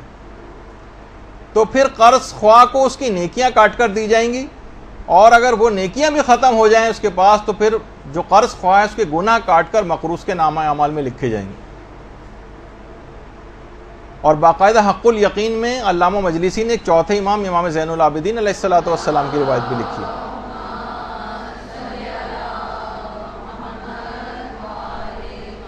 کہ مولا اگر مسلمان کو کافر سے کوئی حق طلب کرنا ہے تو اس کی تلافی کیسے ہوگی؟ وہ تو جہنمی ہے, نیکیاں اس کے پاس ہیں ہی نہیں. امام نے فرمایا اس کے حق کے برابر کافر کے عذاب میں اضافہ کر دیا جائے گا. اور جب بھی یہی وجہ ہے کہ پیغمبر اسلام نے جو ایک سوال کیا تھا اپنے اصحاب سے, جس کی ہم نے ایک پوسٹ بنا کے بھی لگائی تھی, مفلس کون؟ ایک دن رسول اللہ نے اپنے اصحاب سے پوچھا جانتے ہو کہ مفلس کون ہے؟ صحابہ نے عرض کیا کہ مفلس وہ ہے جس کے پاس مال و دولت, باغات اور سرمایہ نہ ہو. رسول نے فرمایا میری امت کا مفلس وہ ہے جو قیامت کے دن اس حال میں آئے گا کہ اس کے پاس نماز, روزہ, زکوٰۃ جیسے اعمال موجود ہوں گے, لیکن اس نے زندگی میں کسی کو گالیاں دی ہوں گی, کسی کو تہمت لگائی ہوگی, کسی کا مال ہڑپ کیا ہوگا, کسی کا ناجائز خون بہایا ہوگا. ایسے شخص کی نیکیاں اس کے متاثرین کو دے دی جائیں گی. اگر اس کی نیکیاں کم پڑیں گی تو اس کی متاثرین کی برائیاں اس کے نامہ اعمال میں ڈال دی جائیں گی اور اسے دوزخ میں ڈال دیا جائے گا. ایسا شخص سچ مچ مفلس. تو آپ خود سوچئے کہ یہ تمام چیزیں ایسی ہیں کہ یہ اصلاً مفلس ہو جائیں گے. اس رات قضا واجبات اپنے اتارنے ہیں, قضا نمازیں اتارنے کا جو پیغام ہے وہ یہی ہے کہ اپنے واجبات اتارو. اور یہ اتنا عظیم ثواب دلواتا ہے واجبات اپنے اتارنا, یہ کسی کو اس کا حق واپس کرنا. مثلا قرضے کا 1 روپیہ بھی آپ نے کسی کو واپس کیا تو پیغمبر اسلام کی باقاعدہ ایک روایت ہے کہ جب کوئی 1 درہم اپنے طلبگاروں کو واپس کرتا تو یہ عمل اسے 1000 سال کی عبادت کا ثواب دلواتا ہے, 1000 غلام آزاد کرنے کا ثواب دلواتا ہے, اور 1000 حج و عمرے سے بہتر ہے یہ عمل. اللہم صلی علی محمد و علی محمد. یعنی آپ کا پیسہ ضائع نہیں جا رہا, یہ اتنا ثواب آپ کو, یہ جو آپ مال لوگوں تک پہنچا رہے ہیں, اپنے پچھلے واجبات پہنچا رہے ہیں, یہ اتنا زیادہ آپ کو ثواب دلوانے والا عمل. اور یہ بھی روایت کے اندر آیا کہ جو بھی اپنے طلبگاروں کو راضی کر لے. دیکھیے بعض اوقات ہوتا ہے کہ ہم دے نہیں پاتے لیکن ہم اس کو راضی کر سکتے ہیں, ٹھیک ہے ہم نے تمہارا یہ نقصان کر دیا تھا, ٹھیک ہے تمہارے ہم پر یہ چیز تھی, تم نے ہمیں قرضہ دیا تھا لیکن اس قرضے کو معاف کر دو, یہ ہمارے حالات ہے. کسی طرح سے بھی اس کو اگر راضی کر لیں تو کہہ رہے ہیں جو شخص بھی اپنے طلبگار کو راضی کر لے گا وہ بلا حساب جنت میں جائے گا, اور جنت میں اسے حضرت اسماعیل کی رفاقت نصیب ہوگی. تو نمازوں کی قضا کا جو پیغام ہے وہ یہی ہے کہ ان کو خود سے اتارنا شروع کریں, اپنے تمام واجبات کے ساتھ ساتھ خاص طور پر نمازیں ان کو اتارنا شروع کریں. حاجی نوری نے باقاعدہ ایک واقعہ لکھا ہے نجف اشرف کے ایک عالم کا. وہ عالم کہتے ہیں میں نجف اشرف میں رہا کرتا تھا. یہ نجف کی بہت پرانی تصویر ہے آپ کے سامنے. میرے والدین البتہ دوسرے شہر میں تھے اور خط و کتابت سے جو ہے وہ رابطہ ان سے رہتا تھا. تو میں نے خواب میں ایک دن دیکھا, رات کو میں سویا تو میں نے خواب میں دیکھا کہ کچھ لوگ ہیں وہ میری ماں کو مار رہے ہیں. یعنی ایسا لگا جیسے فرشتے جس طرح سے عذاب دے رہے ہوتے. میری ماں کی ناک سے خون بہ رہا ہے, میں آگے بڑھا ان کے پاس گیا کہ میری ماں کو کیوں مار رہے ہو؟ انہوں نے کہا ہم خدا کی طرف سے مامور فرشتے ہیں اور تمہاری ماں کو یہ عذاب اس وجہ سے دے رہے ہیں کہ تمہاری ماں نماز کو بہت ہلکا سمجھتی تھی، نماز نہیں پڑھتی تھی اور رمضان کے روزے بھی یہ چھوڑا کرتی تھی۔ اچھا دیکھیے آج بھی کتنے سوالات علماء سے جو لوگ پوچھتے نظر آتے ہیں، مدرسے کے اپنے اس کے اوپر اتنے سوالات آتے ہیں، اور سب کے سب کا ہم نے جو تجزیہ اور ایک انالیسس کیا ہے وہ یہ ہے کہ ان میں سے 99% ایسے افراد ہوتے ہیں جو فقط یہ چاہتے ہیں کوئی ایسا پوائنٹ مل جائے جس سے ہم روزہ چھوڑ دیں۔ انٹینشن سوال پوچھنے کی ہوتی ہے روزہ چھوڑنا۔ مثلا کتنی خواتین ہیں بچے کو دودھ پلا رہی ہیں، وہ سوال بس ہر وقت ان کا یہ والا سوال جو ہے وہ ہوتا ہے کہ کہیں بچے کو فیڈ میں کوئی کمی نہ ہو جائے، جبکہ آقا سستانی وغیرہ کا نظریہ ہے، وہ کہتے ہیں کہ اگر اوپر سے کوئی دودھ بچے کو پلایا جا سکتا ہے، مثلا جانور کا دودھ یا کچھ عورتیں مل کر بھی اگر پلا دیں اور اس سے بچے کا گزارا ہو جائے گا تو پھر اس کے لیے روزہ چھوڑنے میں اشکال ہے، یعنی اس کو روزہ رکھنا ہی پڑے گا اور باہر سے اس چیز کو پورا کرے۔ لیکن کیا ہے عورتیں چاہتی ہیں چھوڑ دیں۔ بہت سارے افراد اس بات کو کہہ رہے ہوتے ہیں کہ جناب گرمی بہت ہے، ہماری جاب کے ٹائمنگز اس طرح کے ہیں اور بہت دھوپ میں بھاگنا پھرنا پڑتا ہے، ہم کیا کریں، ہم کیا روزہ رکھیں یا چھوڑ دیں۔ ان کی پوری بہت سے لوگ تو پوچھتے نہیں، ویسے ہی چھوڑ دیتے ہیں، لیکن جو کچھ پوچھتے ہیں اس میں بھی کتنا سخت مسئلہ ہے کہ جناب یہ لوگ پہلے تو اگر یہ بغیر جاب کے رہ سکتے ہیں تو بغیر جاب کے رہیں گے، چھٹی لے سکتے ہیں تو چھٹی لے لیں، چھٹی لینا ممکن نہیں ہے، اور اگر ان کی تنخواہ مثلا کٹ جائے گی، اگر اس کے بغیر بھی ان کا گزارا ہو سکتا ہے تو ایسا کر لیں، کوئی اور ان کے پاس مال موجود ہے تو ایک مہینہ مثلا اگر نہیں کمائیں گے یہ تو اس سے گزارا ہو جائے گا، ورنہ قرضہ بھی اگر لینا پڑے تو قرضہ لیں اور اپنے روزے کو بچائیں، اور پھر بھی اگر یہ کوئی سی بھی چیز ممکن نہیں ہے تو پھر اتنا پانی پی سکتے ہیں کہ جس سے ان کی جان بچ جائے، اور اس کے بعد پورے دن امساک کرنا پڑے گا اور بعد رمضان اس کی قضا بھی کرنا پڑے گی۔ دیکھیے مسئلے کتنے زیادہ سخت ہیں اس کے۔ تو بہرحال لوگ اس انداز سے نماز و روزہ چھوڑتے ہیں۔ تو وہ عالم کہنے لگے فرشتے میری ماں کو مار رہے تھے اور کہا کہ یہ نمازیں نہیں پڑھتی تھی اور رمضان کے روزے بھی قضا کرتی تھی۔ اچھا اب اور میری ماں کو یہ عذاب ہو رہا تھا کہ ناک سے خون بھی اس کے جاری تھا۔ ایک اچانک سے میری آنکھ کھل گئی، بیدار ہو گیا، کیونکہ دروازے پر کسی نے دستک دی تو دیکھا ایک آدمی کھڑا ہوا اور کہا کہ تمہاری ماں انتقال کر گئی ہے اور اس کا جنازہ جو ہے اس کا جنازہ کربلا لے جایا جا رہا ہے، پہنچنے والا ہے، تم بھی فوراً پہنچو۔ یہ کہنے میں نجف سے بھاگا وہاں سے کربلا آیا تاکہ اپنی ماں کی تدفین میں شریک ہو سکوں۔ یہ بھی کربلا کی ایک بہت پرانی تصویر ہے۔ اللہم صلی علی محمد۔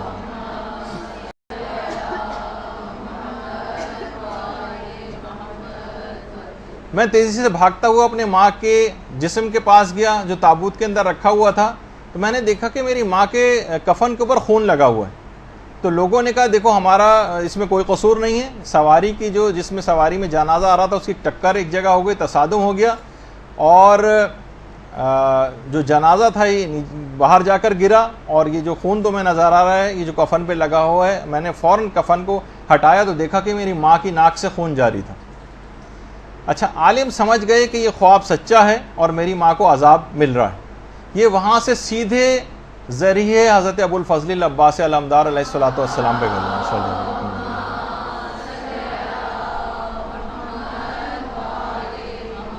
ایک بہت پرانی تصویر ہے حضرت عباس کے روضے کی، اور اب تو ماشاءاللہ زری جو ہے وہ بہت ہی پرشکوہ ہو چکی ہے۔ اللہم صلی علی محمد۔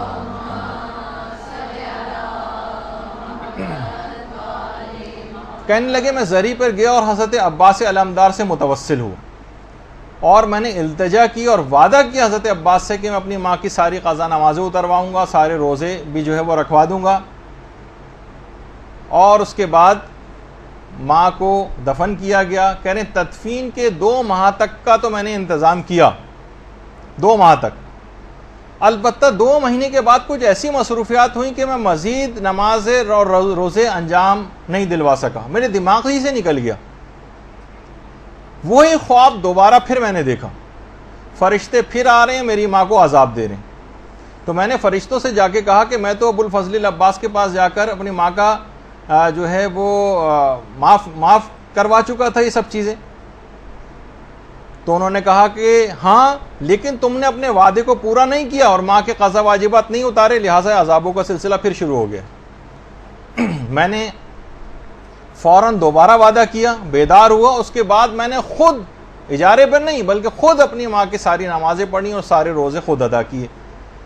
تو دیکھیے یہ تمام چیزیں بھی ایسی ہیں کہ اپنے نماز و روزے کو اتارنا ہے۔ آپ نے دیکھا کہ کربلا تک میں لا کر دفن کیا گیا، لیکن قضا واجبات ایسے تھے کہ اس کے باوجود بھی عذاب ہوا۔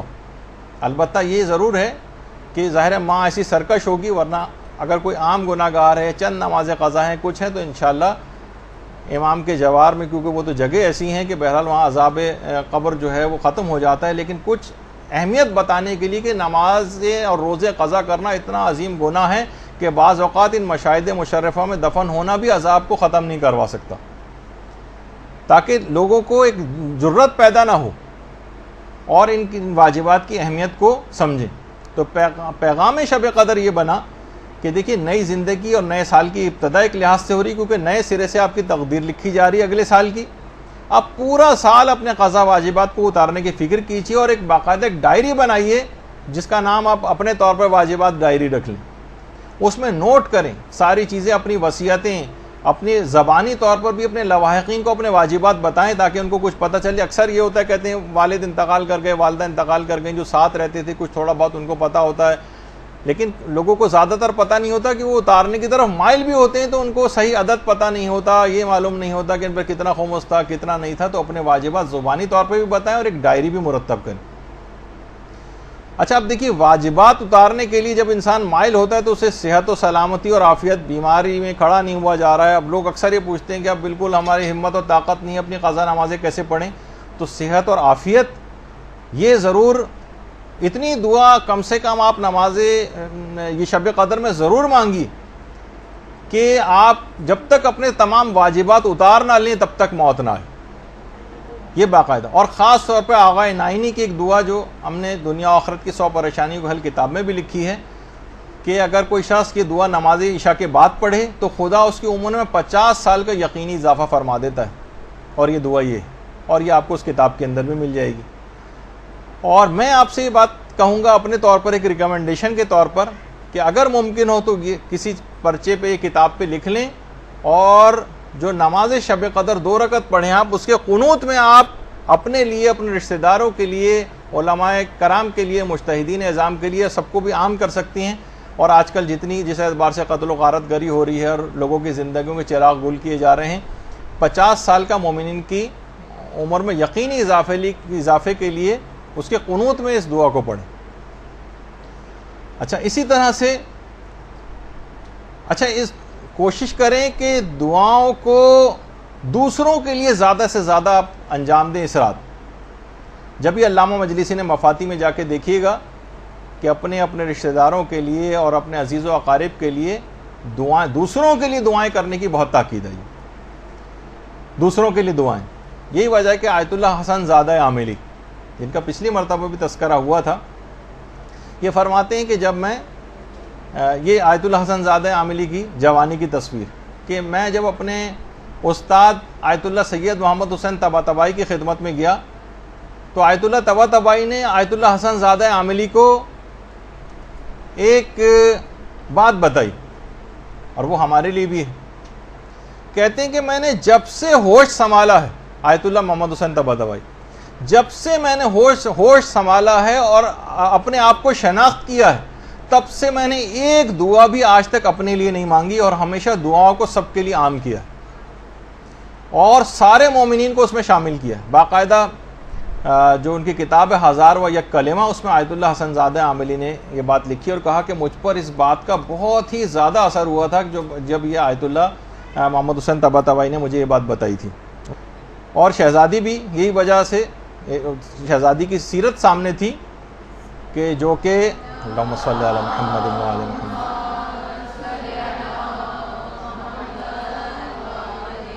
کہ امام حسن فرماتے تھے کہ ساری رات گزر جاتی تھی والدہ گرامی، یعنی ابتدائی شب سے لے کر اور صبح ہو جاتی تھی، اور فقط دوسروں کے لیے دعا کرتی تھی۔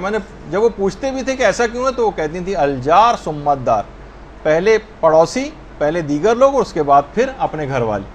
تو یہ انہی کی طریقہ کار کے اوپر آیت اللہ سید محمد حسین طباطبائی عمل کرتے تھے کہ اپنے لیے کہتے ہیں میں نے جب سے ہوش سنبھالا مجھے یاد ہی نہیں کہ میں نے اپنے لیے کبھی کوئی دعا کی. خیر ہم سے یہ تقاضا نہیں کہ اپنے لیے نہ کریں, لیکن یہ بتانے کے لیے کہ مقدم کریں دوسرے لوگوں کو دعاؤں میں, کیونکہ اور یہی وجہ ہے کہ آیت اللہ جواد عاملی یہ فرماتے ہیں کہ دوسروں کے لیے دعا کرنا اور یا ایک اجتماعی طور پر ایک مشق بھی ہوتی ہے اس کے اندر, کہ رات کے وقت جب آپ 40 مومنین کے حق میں دعا کریں گے تو یہ اس بات کا لازمہ ہونا چاہیے کہ اب دن میں 40 مومنین کی مشکلات کو حل کرنے کے لیے کام کریں گے. یعنی رات میں دعا کرنا ہے اور دن میں عملی اقدام کرنا ہے, یہ ہے اس کا تقاضا. اور نماز شب بھی آپ کو پڑھنی ہے, اس کے اندر 40 مومنین کے لیے دعا بھی, لیکن اس کا بھی ایک پیغام یہ ہے کہ اس دعا کو اور لوگوں کے کام آنے کے سلسلے. اور یہی وجہ ہے کہ علماء فرماتے ہیں کہ عید کے دن بھی پروردگار اپنے حق سے پہلے یعنی نماز عید پڑھنے سے پہلے کہتا ہے کہ فطرہ نماز عید پڑھنے سے پہلے نکال دو. اصل وقت اس کا فطرے کا نماز عید پڑھنے سے پہلے. وہ پھر وہ الگ مسئلہ ہے کہ کون شخص ظہر تک ادا کر سکتا ہے, اور جو جس نے نہیں ادا کیا وہ بعد بھی میں بھی ادا کر دے. لیکن بہرحال یہ کہ پروردگار نے اپنے حق کو مؤخر کیا ہے, لوگوں کے حق کو فطرے کو مقدم کیا, اور کہا ہے کہ یعنی فطرہ یہ پہلے دے دو تاکہ عید کی خوشی میں شریک ہونے سے دوسرے افراد رہ نہ جائیں. بلکہ یہاں تک شریعت نے اس میں ریلیکسیشن دی کہ فطرہ ماہ مبارک رمضان میں بھی دیا جا سکتا ہے ایڈوانس کے طور پر. پھر اس میں وہ مسئلے آپ سن لیں گے اگلی دفعہ کہ قرضے کی نیت سے ہی دیا جائے یا حاکم شرع کی اجازت وغیرہ کے لیے دیا جائے. اچھا, اس کے اندر ایک فائدہ دوسروں کے لیے دعا کرنے کا یہ ہوگا جو اس رات کا پیغام بھی کہ آئندہ زندگی میں بھی اس طریقہ کار کو رائج رکھیں. علماء فرماتے ہیں کہ دیکھیں ہم جو اپنے لیے دعائیں کرتے ہیں نا, اس میں موانعات آڑے آ جاتے ہیں. احتمال ہے کہ شاید دعا قبول نہ ہو, کچھ ایسے اعمال انجام دے دیے ہوں کہ جس سے دعا قبول نہ ہو. لیکن جب آپ دوسروں کے لیے دعا کرتی ہیں تو ایک فرشتہ خلق ہوتا ہے, اور وہی دعا جو آپ کر رہی ہیں اپنے لیے دوسروں کے لیے کر رہی ہیں, وہی فرشتہ آپ کے اپنے حق میں کرنا شروع کر دیتا ہے. اور کیونکہ موانعات کوئی نہیں ہیں اور کوئی طریقہ کار ایسا نہیں کہ فرشتوں کی دعا قبول نہ ہو, کہ ان کے اعمال وغیرہ کا بھی کوئی مسئلہ نہیں ہے کہ وہ نافرمانیاں خدا معاذ اللہ انجام دیتے ہوں, تو کوئی چانس ہی نہیں بنتا کہ وہ دعا ان کی رد ہو جائے. تو دوسروں کے لیے مقدم کرنا یہ بہت اہم بات ہے. بلکہ علامہ سید ابن طاؤس تو ایک بڑی عجیب بات کہتے تھے شب قدر میں تو مومنین کے لیے دعا کرنی ہے, میں یہ کہتا ہوں کہ قابل اصلاح کفار کے لیے ہدایت کی دعا بھی ضرور کریں, کیونکہ خدا کی کسی سے کوئی دشمنی نہیں ہے, اور وہ کافروں کو بھی آتش جہنم سے آزاد دیکھنا چاہتا ہے. وہ چاہتا ہے کہ وہ بھی راہ ہدایت کو پالیں. جو اس قابل ہوں ان کی ہدایت ہو جائے, اس کی دعا کریں, اور جو اس قابل نہ ہوں, فتنہ پرور ہوں, ان کی نابودی کی دعا کریں, ان کے لیے باقاعدہ بددعا کریں کہ ان کے منحوس وجود سے زمین پاک ہو جائے.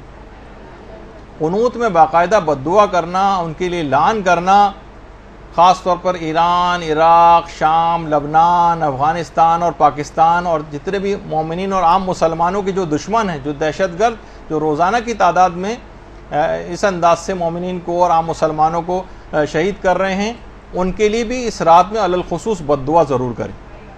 اور یہ سلسلہ دعاؤں کا اور ظالمین کے لیے بددعا کا یہ سارا سال بھی جاری رہنا چاہیے. اور یہی وجہ جو پیغمبر اسلام کے جس سے پہلے میں نے پیش کی تھی, جو ہمارے بہار الانوار کے اندر بھی اور عام مسلمانوں نے بھی اس کو اپنی کتابوں کے اندر نقل کیا ہے, کہ جو ایمان اور احتساب کے ساتھ اس رات عبادت کے لیے کھڑا رہے گا اس کے تمام گزشتہ گناہ معاف ہو جائیں گے. بہت سی روایتوں میں ہے کہ آئندہ گناہ بھی معاف ہو جائیں گے. تو باقاعدہ یہ تمام چیزیں کاغذ قلم جو ہے وہ لے کر بیٹھیں اور یاد کریں کہ کون کون سے اس قسم کے جو ہے وہ ہم نے اعمال انجام دیے تھے, اور اپنے اوپر خود پر ایک تنقیدی نگاہ ڈالیں. ہم نے بہت بڑا مسئلہ یہ کہ خود پر تنقیدی نگاہ ڈالنا بند کر دیا. سوء ظنی رکھنی ہے اپنے آپ سے رکھیں, کینہ رکھنا ہے اپنے آپ سے رکھیں, بری نگاہ ڈالنی ہے اپنے اوپر بری نگاہ ڈالی, اپنے زکام کو بھی آپ کو کوڑ سمجھنا ہے. یہ احتساب کی رات ہے, اور آئینہ بن کر تمام برائیاں آپ کے سامنے آشکار ہو جائیں گی کہ ہم نے کون کون سی پروردگار عالم کی ایسی نافرمانیاں کی ہیں, کتنے احکام پائمال کی ہیں. سارے گناہوں کو اپنے یاد کریں, احتساب کریں اپنا, اور آئندہ بھی نہ کرنے کا عزم کریں. کیونکہ پیغمبر نے کہا جو ایمان اور احتساب کے ساتھ اس رات کو عبادت کرے گا اس کے تمام گناہ معاف ہوں گے. شرط لگائیے, ورنہ مطلق اور عام نہیں کیا. تو بہرحال یہ تمام چیزیں ایسی ہیں، اور یہی وجہ ہے کہ تفسیر المیزان کے جو فارسی مترجم ہیں سید محمد باقر موسوی اصفہانی، انہوں نے کہا کہ ہمدان میں ایک علاقہ ہے جس کا نام ہے گنداب، وہاں پر ایک علی گندابی نام کا ایک بدماش ہوتا تھا جس کی سچا کیونکہ واقعہ ہے، باقاعدہ ایران کے اندر توبہ علی گندابی کے موضوع پر فلمیں تک بنائی گئی، بالکل سچا واقعہ ہے۔ علی گندابی ایک شرابی بھی تھا اور بدماش بھی تھا، اور اس کی توبہ بڑی مشہور ہے۔ ایک ذاکر تھے اس زمانے میں، شیخ حسن، وہ شہر سے باہر کہیں مجلس پڑھنے گئے ہوئے تھے، رات کا وقت تھا، اور جب واپس آئے تو شہر کا دروازہ بند ہو گیا تھا۔ یہ علی گندابی دروازے پر ہی بیٹھا ہوا تھا اور شراب کے نشے میں دھت تھا۔ انہوں نے کہا دروازہ کھٹکھٹایا، دروازہ کھولو۔ اس نے کہا کون؟ انہوں نے کہا میں ہوں شیخ حسن، میں ایک ذاکر حسین ہوں، مجلس پڑھنے گیا تھا، دیر ہو گئی۔ اس نے کہا میں ایک شرط پہ کھولوں گا، میرے لیے پہلے کوئی مجلس پڑھو۔ انہوں نے کہا یہاں تو نہ ممبر ہے نہ کوئی بیٹھنے کی جگہ ہے۔ کہا کہ میں سجدے میں جاتا ہوں، میری پیٹھ کو ممبر سمجھو، اس پر بیٹھ کے مجلس پڑھو، میں سنوں گا، لیکن میری شرط ہے کہ قمر بنی ہاشم کے مصائب پڑھنا۔ اچھا، انہوں نے مجلس پڑھی اس کی کمر پہ بیٹھ کر، اس نے خوب گریہ کیا، یعنی وہ موقع آ گیا علی گندابی کے پاس توبہ کا، جو یہ موقع آج کی رات آپ کو ایک گولڈن چانس شب قدر کی صورت میں ملنے والا۔ موقع سے فائدہ اٹھائیں جیسے علی گندابی نے اٹھایا۔ اس کے بعد کیا انعام ملا اس کو؟ اسی شب قدر یہ اسی شب کو یہ تائب ہوا، اور اس کے بعد یہ عتبات عالیات کی زیارت کے لیے عراق گیا، نجف۔ اس زمانے میں مرزا شیرازی یہ بزرگ وہاں پر نماز پڑھاتے تھے نجف میں، جو سامنے بیٹھے ہوئے، جنہوں نے تمباکو والا فتویٰ دیا تھا۔ یہ ان کے پیچھے جا کر نمازیں بھی پڑھنے لگا۔ ایک دن اطلاع آئی مرزا شیرازی کو ایک مجتہد کا انتقال ہو گیا۔ اچھا، مجتہدین کو عام طور پر جو حرم امام سے متصل جو دالان ہے، یہ ذرا بہت پرانی تصویر ہے حرم امیر المومنین کے، اس کے بالکل سامنے باہر جو دالان تھا، اللہم صلی علی محمد و علی محمد، باقاعدہ صحن میں وہاں پر ایک قبر تیار کی گئی ان مرحوم مجتہد کے لیے۔ لیکن عشاء کی نماز کے بعد پتہ چلا کہ وہ کوما میں تھے اور اب ہوش آ گیا ہے، زندہ ہے۔ مرزا شیرازی کو آ کر بتایا گیا کہ جن کے لیے قبر تیار ہوئی تھی وہ تو ہوش میں آ گئے ہیں، مگر علی گندابی نماز کے مصلی پر بیٹھا بیٹھا چل بسا۔ اب اس کھودی ہوئی قبر کا کیا کریں؟ مرزا شیرازی نے کہا کہ علی گندابی کو حرم امیر المومنین سے متصل دالان میں اسی قبر میں دفن کر دیا جائے۔ سچی توبہ کے باعث جو رائٹ ٹائم آیا تھا، قمر بنی ہاشم کی شفاعت اس کو ملی، اور شاید یہ قبر اسی کے لیے تیار کی گئی تھی۔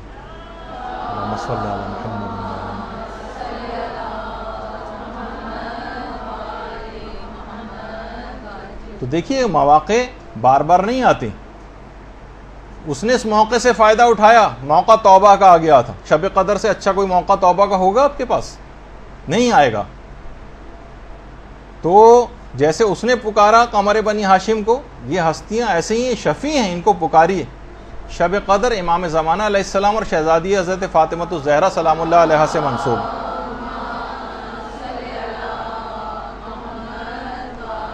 امام کا ایک حق ہے کہ آئندہ کے لیے بھی امام کی یاد کا ایک طریقہ یہ ہے کہ دن کی کم سے کم ایک نماز کے قنوت میں تو ضرور اللہم کن لولیک الحجت ابن الحسن والی دعا ضرور پڑھا کریں۔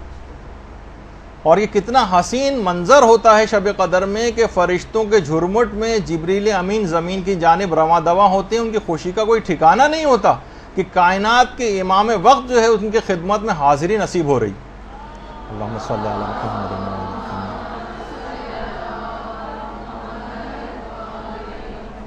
اور فائنل تقدیریں لکھے جانے کے بعد فائنل دستخط اور امضا کے لیے امام کے پاس آتی، اور یہ بھی اس رات کو یاد کرنے کا ایک فلسفہ امام کو یہ کہ امام کے پاس آپ کی تقدیریں آتی ہیں، اور عام دنوں میں بھی ہفتے میں کم سے کم 2 دن آپ کا جو نامہ اعمال، جو ہمارا سیاہ نامہ اعمال ہے، جو باعث شرم نامہ اعمال، یہ امام زمانہ کے سامنے پیش کیا جاتا، اور ساری رپورٹ امام کو پیش کی جاتی۔ اب خود سوچیں کہ ہمارے دلوں کے چھپے ہوئے خیالات سے بھی جو چیزیں جو واقف ہوں، اور ایک ایک چیز اس کے اندر ایسے فرشتوں نے لکھ دی ہو جو ہر چیز سے جو بھی ہم کام کرتے ہیں، غیبتیں کرتے ہیں اور ہم گانے سن رہے ہیں اور لڑائی جھگڑے کر رہے ہیں، ایک دوسرے کو برا بھلا، کینے، حسد، سب کچھ تفصیلات لکھی ہوئی ہیں امام زمانہ کے دل مقدس پر جو ہے وہ کیا گزرتی ہوگی۔ تو اس رات کا ایک یہ ہے کہ اس رات کا کہ امام زمانہ سے منسوب رات ہے، اس رات کو بھی ان کو یاد کرنا ہے، اور ایک یہ کہ اس کو سارے سال پر محیط کرنا ہے امام کے ذکر۔ سوچیں کہ ہمارے نامہ اعمال ہفتے میں 2 بار امام کے سامنے پیش کیے جا رہے ہیں۔ اسی طریقے سے اس رات مخصوص زیارتیں بھی جو ہیں وہ بھی کرنی ہیں، ہمیں پڑھنی، اس کا وقت نہیں ہے ابھی اس میں مجھے بتانے کا، کہ امام حسین علیہ السلام، شہداء کربلا، حضرت عباس، شہزادہ علی اکبر، اور خود امام زمانہ کی جو زیارت ہے، اور زیارت جامعہ کی خود امام نے کس طرح سے تاکید کی ہے، یعنی اس رات کو زیارت پڑھنے کا جو فلسفہ ہے۔ دیکھیں زیارت کیا ہے؟ سلام ہے، سلام۔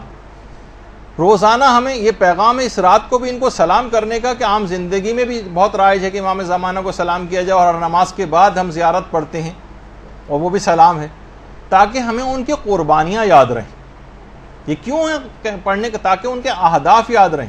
مثلا قائد اعظم کا دن یہاں پہ منایا جاتا ہے، ان کی یاد منائی جاتی ہے، ان کے کارنامے بتائے جاتے ہیں، ان پہ کوئز پروگرام جو ہیں وہ کیے جاتے ہیں، ان کے ہدف کو ڈسکس کیا جاتا ہے۔ تو سلام دیکھیے ابتدا ہے۔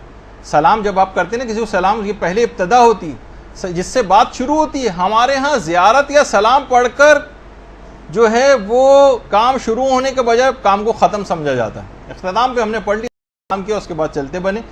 تو بہرحال کام کا دیکھیے تقاضا یہ کہ روزانہ جو امام زمانہ علیہ السلام کو سلام کیا جائے، بار بار ان کو سلام کرنے کی تاکید ہے، تاکہ آپ بار بار امام کی طرف متوجہ ہوں۔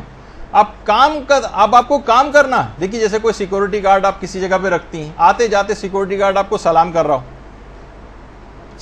ہو، پھر اس خوش اخلاقی سے سلام کرنے کے بعد ڈیوٹی پر مستعد ہو جائے، آپ اس سے خوش ہوں گی۔ لیکن ایک سیکورٹی گارڈ ایسا ہے جو دن میں 20 دفعہ آپ کو سلام کر رہا ہے، لیکن اس کے بعد اپنے کوارٹر میں جا کر سو جاتا ہے اور اپنا فریضہ انجام نہیں دے رہا، اب آپ اس سے خوش نہیں ہوں گی، نہ آپ اس کے سلامی جھاڑنے سے جو ہے وہ کافی سمجھیں گی، بلکہ اس کو ڈانٹ پھٹکار کی جائے گی، اس کو نکال دیا جائے گا وہاں سے۔ کہا کہ تو یہ ہمارا جو زیارت پڑھنے کا اور سلام کرنے کا اس انداز سے ایک زبانی کلامی سا وہ بن کے رہ گیا، یعنی ہمیں واقف ہی نہیں کہ سلام کے کیا معنی ہیں، بس سلام کیے چلے جا رہے ہیں اور کام ان کے لیے کچھ بھی کوئی انجام نہیں دے رہا۔ ایسے ہی ہے جیسے وہی میں نے سیکورٹی گارڈ کی مثال دی کہ وہ جا کے پڑھ کر سو جاتا۔ تو یہ خاص کہ ان تمام شخصیات کا ایک مشن اور ہدف تھا، روزانہ ان کو سلام کرو، یاد کرو، ان کے مطابق عمل کرنے کی کوشش کرو۔ دیکھیے یہی وجہ ہے کہ جو اعمال جتنے بھی انجام دیے جاتے ہیں اس میں خود شیخ مفاتیح الجنان میں باقاعدہ شیخ صدوق نے اس رات کا جو سب سے بڑا عمل بتایا وہ علم دین کا حصول بتایا۔ ہم اس پر نہیں دیکھتے کوئی اس اصول کے اوپر کوئی کاربند ہو، یہ علم آپ کی شفاعت کروائے گا۔ دیکھیے کتنے خواتین ایسی ہیں جو اب ایک چیز ہونی شروع ہو گئی، جیسے کہ ہم فیس بک پہ مختلف حدیثیں لگاتے ہیں، آپ لوگ اس کو شیئر کرتی ہیں، تو یہ خود یہ شیئر کرنا ایک تبلیغ کے اندر حصہ بننا، زیادہ سے زیادہ ان چیزوں کو شیئر کر کے دوسروں تک پہنچائیں۔ اور یہ اتنا بڑا عمل ہے تبلیغ کا کہ آیت اللہ مرشی نجفی فرماتے تھے کہ جس زمانے میں میری عمر 30 سال تھی، 30 سال کی تھی مرشی نجفی کی عمر جو ان کی تصویر سامنے ہے، کہنے میں نے 30 سال کی عمر میں قیامت کا پورا منظر اپنی آنکھوں سے دیکھا تھا۔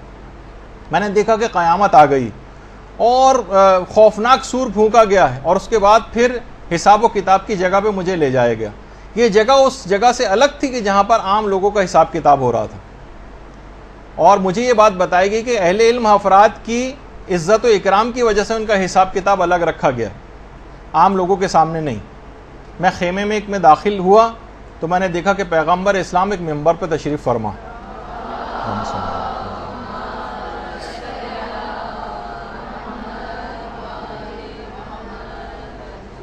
ان کے دائیں اور بائیں دو بہت ہی ایسی شخصیات جو تقوی اور جلالت ان کے چہرے سے، ان کے نور سے آیا ہو رہا تھا، وہ ساتھ میں بیٹھی ہوئی تھی۔ دونوں کے سامنے کتابوں کے ڈھیر رکھے ہوئے تھے، اور ہر علماء کی ایک صف تھی ان کے سامنے، اور مجھے 14ویں صف میں کھڑا کیا گیا تھا، یعنی 14ویں صدی کے تھے تو 14ویں صف میں۔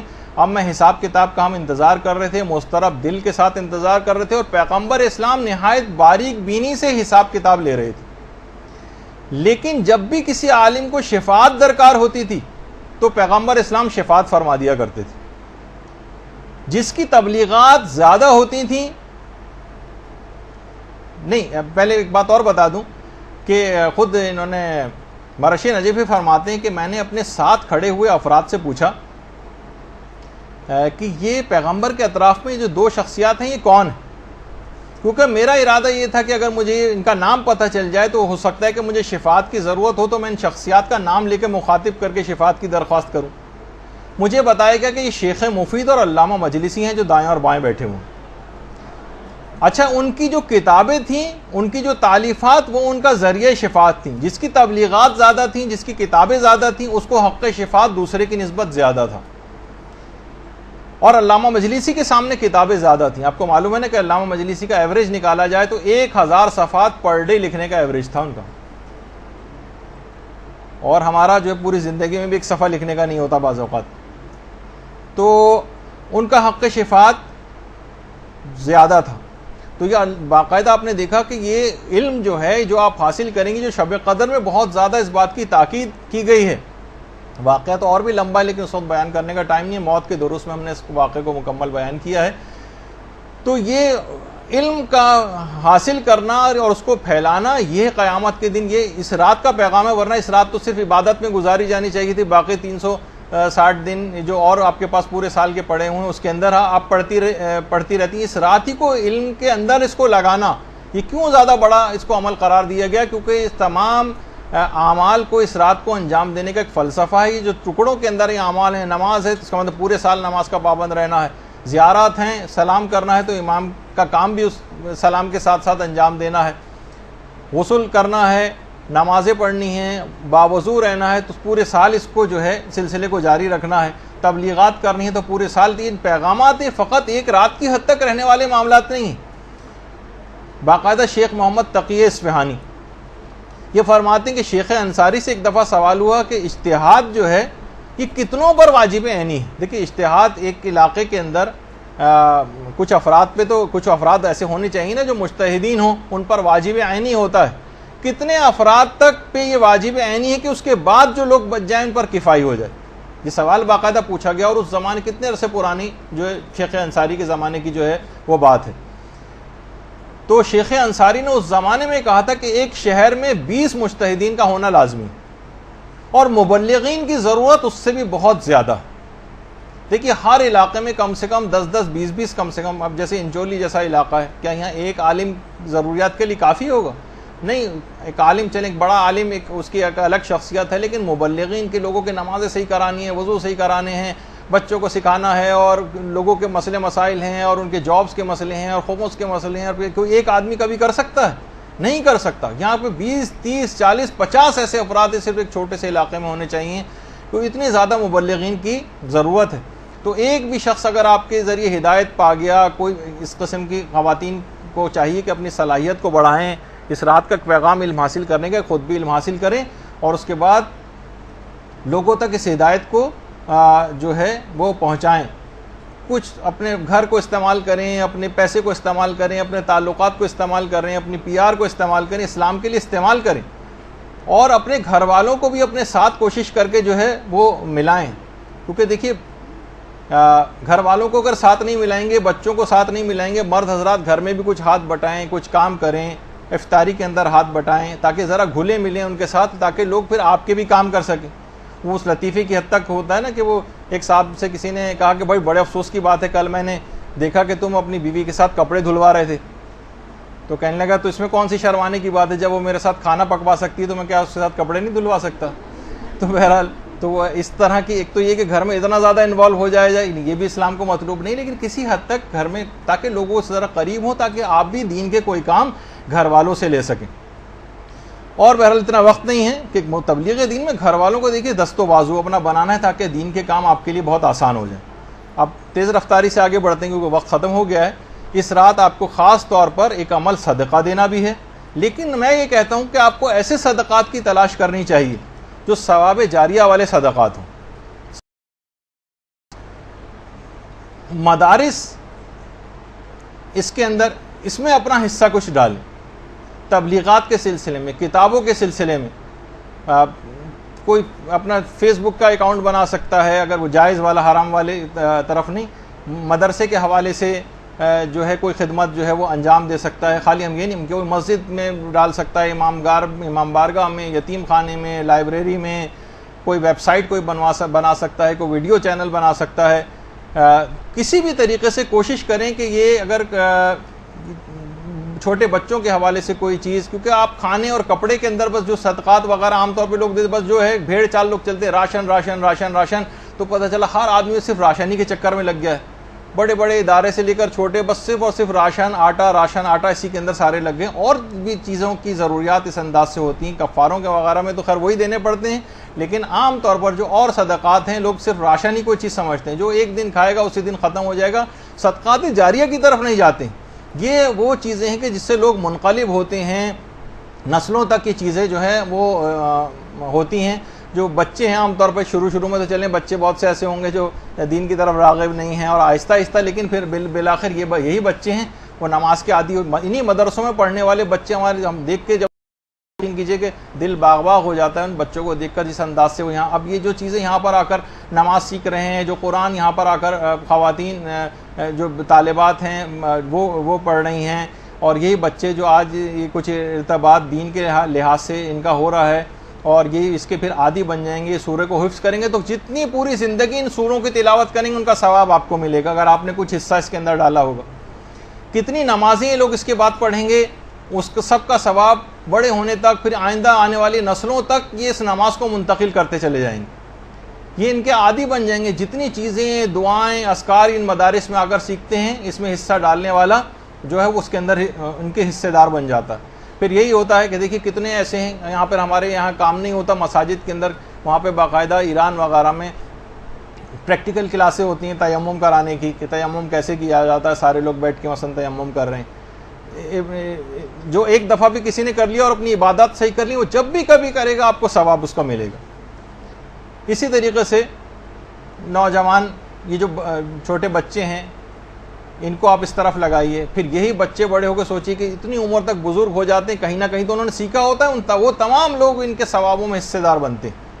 اور پھر یہی انہی میں سے کوئی بڑا ہو کر عالم دین بنے گا اور وہ آگے تبلیغات کا سلسلہ جاری کرے گا. کتنے بچے ہمارے جو مثلا یہاں سے پاکستانی مدارس سے اس کے بعد نجف اور قوم وغیرہ جو جاتے ہیں, خود ہمارے مدرسے کا ایک طالب علم بھی جو ہے وہ نجف جا چکا ہے. اور جو اور افراد ہیں جو خدمات انجام دے رہے ہیں, کتنی خواتین ہیں جو طالبات جو یہاں سے مختلف ممالک گئی ہیں, مختلف شہروں میں گئی ہیں, مختلف گاؤں کے اندر گئی ہیں, مدارس کھول رہی ہیں اور اپنے جو ہے وہ کام جو ہے سارے انجام دے رہی ہیں. لیکن کیا ہے کہ ہر ایک کو اپنی ذمہ داری پوری کرنا. اور صدقات کے اندر صرف ایک مسئلہ لوگوں کے ساتھ یہ ہے کہ صرف مادی ضروریات کو دیکھا جاتا ہے, روحانی ضروریات کو پوری کرنے کے لیے لوگ صدقات عام طور پر نہیں دیتے. سب سے کم دین حق کی تبلیغ کے اندر پیسے ہوتے ہیں, جو صدقہ باکس ہے اس میں جو کئی خانے بنے ہوئے ہیں, وہ والے صدقات غریب کو دینے والے جو ایک دن کھائے گا اگلے دن ختم ہو جائے گا. لیکن جہاں ہمیشہ کی روحانی زندگی, اس میں سب سے کم پیسے کوئی لوگ متوجہ نہیں. تو بہرحال صدقے کے حوالے سے بس ایک بات اس میں اور ذکر بیچ میں کر دوں, کیونکہ یہ سوالات بھی بہت آ گئے تھے, اور کچھ لوگوں نے خاص طور پر آپ سب لوگوں سے بھی, آج کی رات دعا کی رات ہے, یہاں کے بہت سے اساتذہ نے بھی کہا ہے کہ وہ بھی آپ کے حق میں دعا کریں گے, لیکن آپ لوگوں سے بھی ان لوگوں کے حق میں دعا کی درخواست ہے. تو آیت اللہ بہجت ایک بات کہتے تھے شوہر و بیوی کے اختلافات کے حوالے سے, کہ اگر شوہر و بیوی میں اختلافات ہوں یا اور لوگوں میں بھی, لیکن الخصوص شوہر و بیوی میں, تو وہ کہتے تھے کہ صدقہ متعدد بافراد متعدد افراد تک متعدد بار صدقہ جو ہے وہ پہنچانا.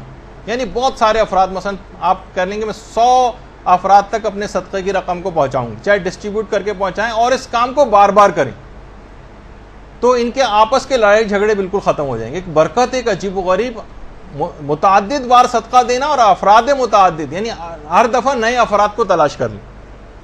تو بہرحال اس کے اندر ایک بڑی اہم بات ہے یہ. تو بہرحال دیکھیے یہ رات آپ نے دیکھا کہ اعمال کے اعتبار سے بڑی پیکڈ رات ہے. آپ دیکھیں گے کہ ایک تو ویسی بھی گرمیوں کی جو اس طرح آج کل کی جو راتیں بہت چھوٹی ہو گئی ہیں, لیکن اعمال بہت زیادہ ہیں, مصروفیات اس رات کی بہت زیادہ ہیں. اس کا بھی ایک پیغام ہے کہ پوری زندگی بھی آپ کو سالانہ اسی طرح مصروفیت کے ساتھ گزارنی ہے, سوتے نہیں رہنا ہے, مصروف زندگی گزاری ہے دینی اعتبار سے, کیونکہ وقت ہمارا لکھا جا چکا ہے. جب تک بھی سارا سال اگر ہم سوتے رہے اور چند صرف رسومات کی حد تک ہم رہے اور صرف رمضان میں ہی صرف گہما گہمی نظر آئی، محرم میں صرف گہما گہمی نظر آئی، بس رمضان میں قرآن اٹھا لیا، اس کے بعد پھر ایک طویل نیند کا ہم جو ہے وہ شکار ہو گئے. تو یہ پھر سب سے بڑا مسئلہ آج کل، بس ایک شکایت کرتا ہوں اس کے بعد اپنی گفتگو ختم کرتے ہیں، کہ کہیں بھی ہمیں لوگوں میں دین کے اعتبار سے کوئی شوق، کوئی ذوق، کوئی سرگرمی، کوئی حرارت یہ نظر نہیں آتی. نہ کوئی مکتب سے اپنے عشق نظر آتا ہے، نہ کوئی تگ و دو کے ساتھ محنت کرتا نظر آتا ہے. بہت سے افراد تو ایسے ہی دیندار افراد، ان کی شکل دیکھ کے جمائیاں آنی شروع ہو جاتی، اتنی سستی اور کاہلی جو ہے برس رہی ہوتی.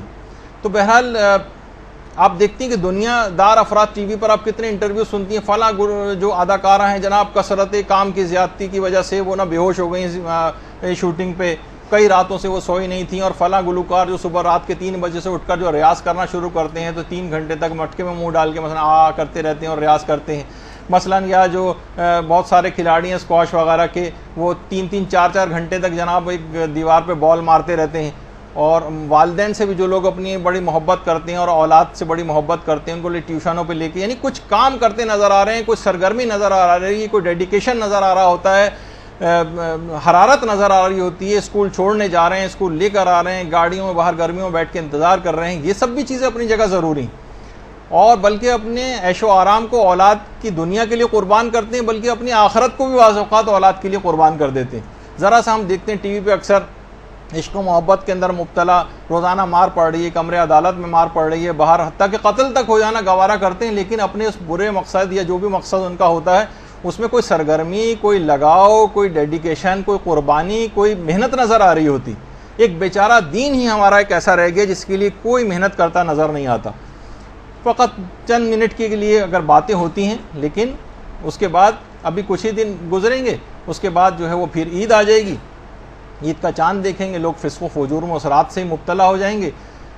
اب ایسے افراد یا وہ خواتین جو پورے رمضان کا پیغام اسے ایک رات کے اندر بھول جائیں گی، اور وہی موسیقی چلنے لگے گی گھروں میں، وہی میک اپ کر کے نامحرموں کے سامنے عید کے روز وہ آئیں گی. کس منہ سے یہ لوگ عید منائیں گے؟ عید ان کی نہیں ہے جو بازاروں میں کپڑے لتوں کے لیے خریداری کرتے پھریں گی. ان کی عید اصل میں ہوتی ہے جنہوں نے اس رمضان سے تقوی حاصل کیا ہوتا ہے. ان کی عید نہیں ہوتی جو گھر میں نئے پردے عید کے دن ڈالتے ہیں اور نئے کپڑے اور جوتے خرید کے لاتے ہیں. اصل عید ان کی ہے جو پورے سرات کو خیریت سے اس رمضان میں پار کر جاتے ہیں. تو بہرحال وہ جو شعر بھی ہے نا حضرت حور کے حوالے سے ہے کہ شکوہ عید کا منکر نہیں ہوں میں، لیکن قبول حق ہے فقط مرد حور کی تکبیر. تو یہ مرد حور کی تکبیر نہیں، پروردگار کو ایسے ہر فاسق و فاجر اور کہ بس صرف ایک رسم و رواج کی حد تک یا زبان کی چٹنی کی حد تک دین اس نے کیا، باقی نہیں. ایسی توبہ اس رات کو کرنی ہے کہ اس کے بعد پھر واپسی کی طرف جانے کا کوئی امکان نہ ہو. تو پھر کہا جائے گا کہ آپ نے واقعی شب قدر گزاری ہے. توبہ کا دیکھیے دروازہ کھلا ہوا ہے، ملک الموت اب تک نہیں آیا. دنیا کے بھی جو عدالتیں ہیں اگر مجرم اقرار جرم کر لیتا ہے تو ان کی سزا میں کمی کر دیتی ہیں، اور کیونکہ یہاں کے جج جو ہیں وہ کم ظرف ہیں، یہ اتنا اختیار بھی نہیں رکھتے ہیں، مگر وہ خالق کون و مکان جس کے ظرفیت کی کوئی انتہا نہیں، اس کی عفو بخشش کے اندر کوئی کمی نہیں ہے، کوئی لمٹ نہیں ہے اس کی، وہ مکمل با اختیار ہے. اس کے فیصلے اس پر حکومت نہیں کرتے بلکہ وہ اپنے فیصلوں پر حکومت کرتا ہے. تو اگر ہم آج کی رات توبہ، حقیقی توبہ کر لیں اور اقبال جرم کر لیں تو وہ ہمارے ندامت سے جھکے ہوئے سر کو دیکھ کر سزا میں صرف کمی نہیں کرے گا بلکہ پوری سزا کو بھی معاف کر دے گا. یہ رات شب قدر ہے، اس رات میں اپنی حقیقت کو پہچانیے. یہ ہم جو مومنین ہیں یہ باز شاہی ہیں، یہ گندگیوں پہ کہاں منہ مارتے پھر رہے ہیں. آپ کے اعمال کی قدر و قیمت دیکھیے، فقط جنت ہے، اس کو حقیر چیزوں پہ فروخت نہ کریں. وہ مومن جس کی عظمت خانہ کعبہ سے بھی زیادہ قرار دی گئی ہے، کیوں اپنا قبلہ اس رات کو درست نہیں کرتے؟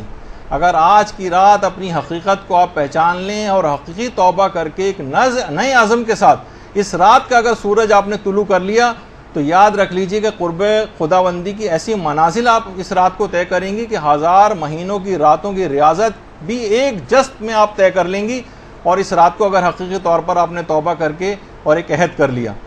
خدا ہم سب کو اس رات کے فضائل و برکات اور پیغامات پر عمل کرنے اور سارا سال اس کے اوپر عمل کرنے کی توفیق عطا فرمائے کہ اس کے بعد جب ہمارے نامہ اعمال امام زمانہ کے حضور پیش ہوں تو بے اختیار خوشی سے ان کے مبارک ہونٹوں پر ایک ایسی مسکراہٹ آ جائے کہ جس کے بعد ہمارے لیے فلاح و کامیابی کی منزلیں حاصل کرنا یقینی ہو جائے.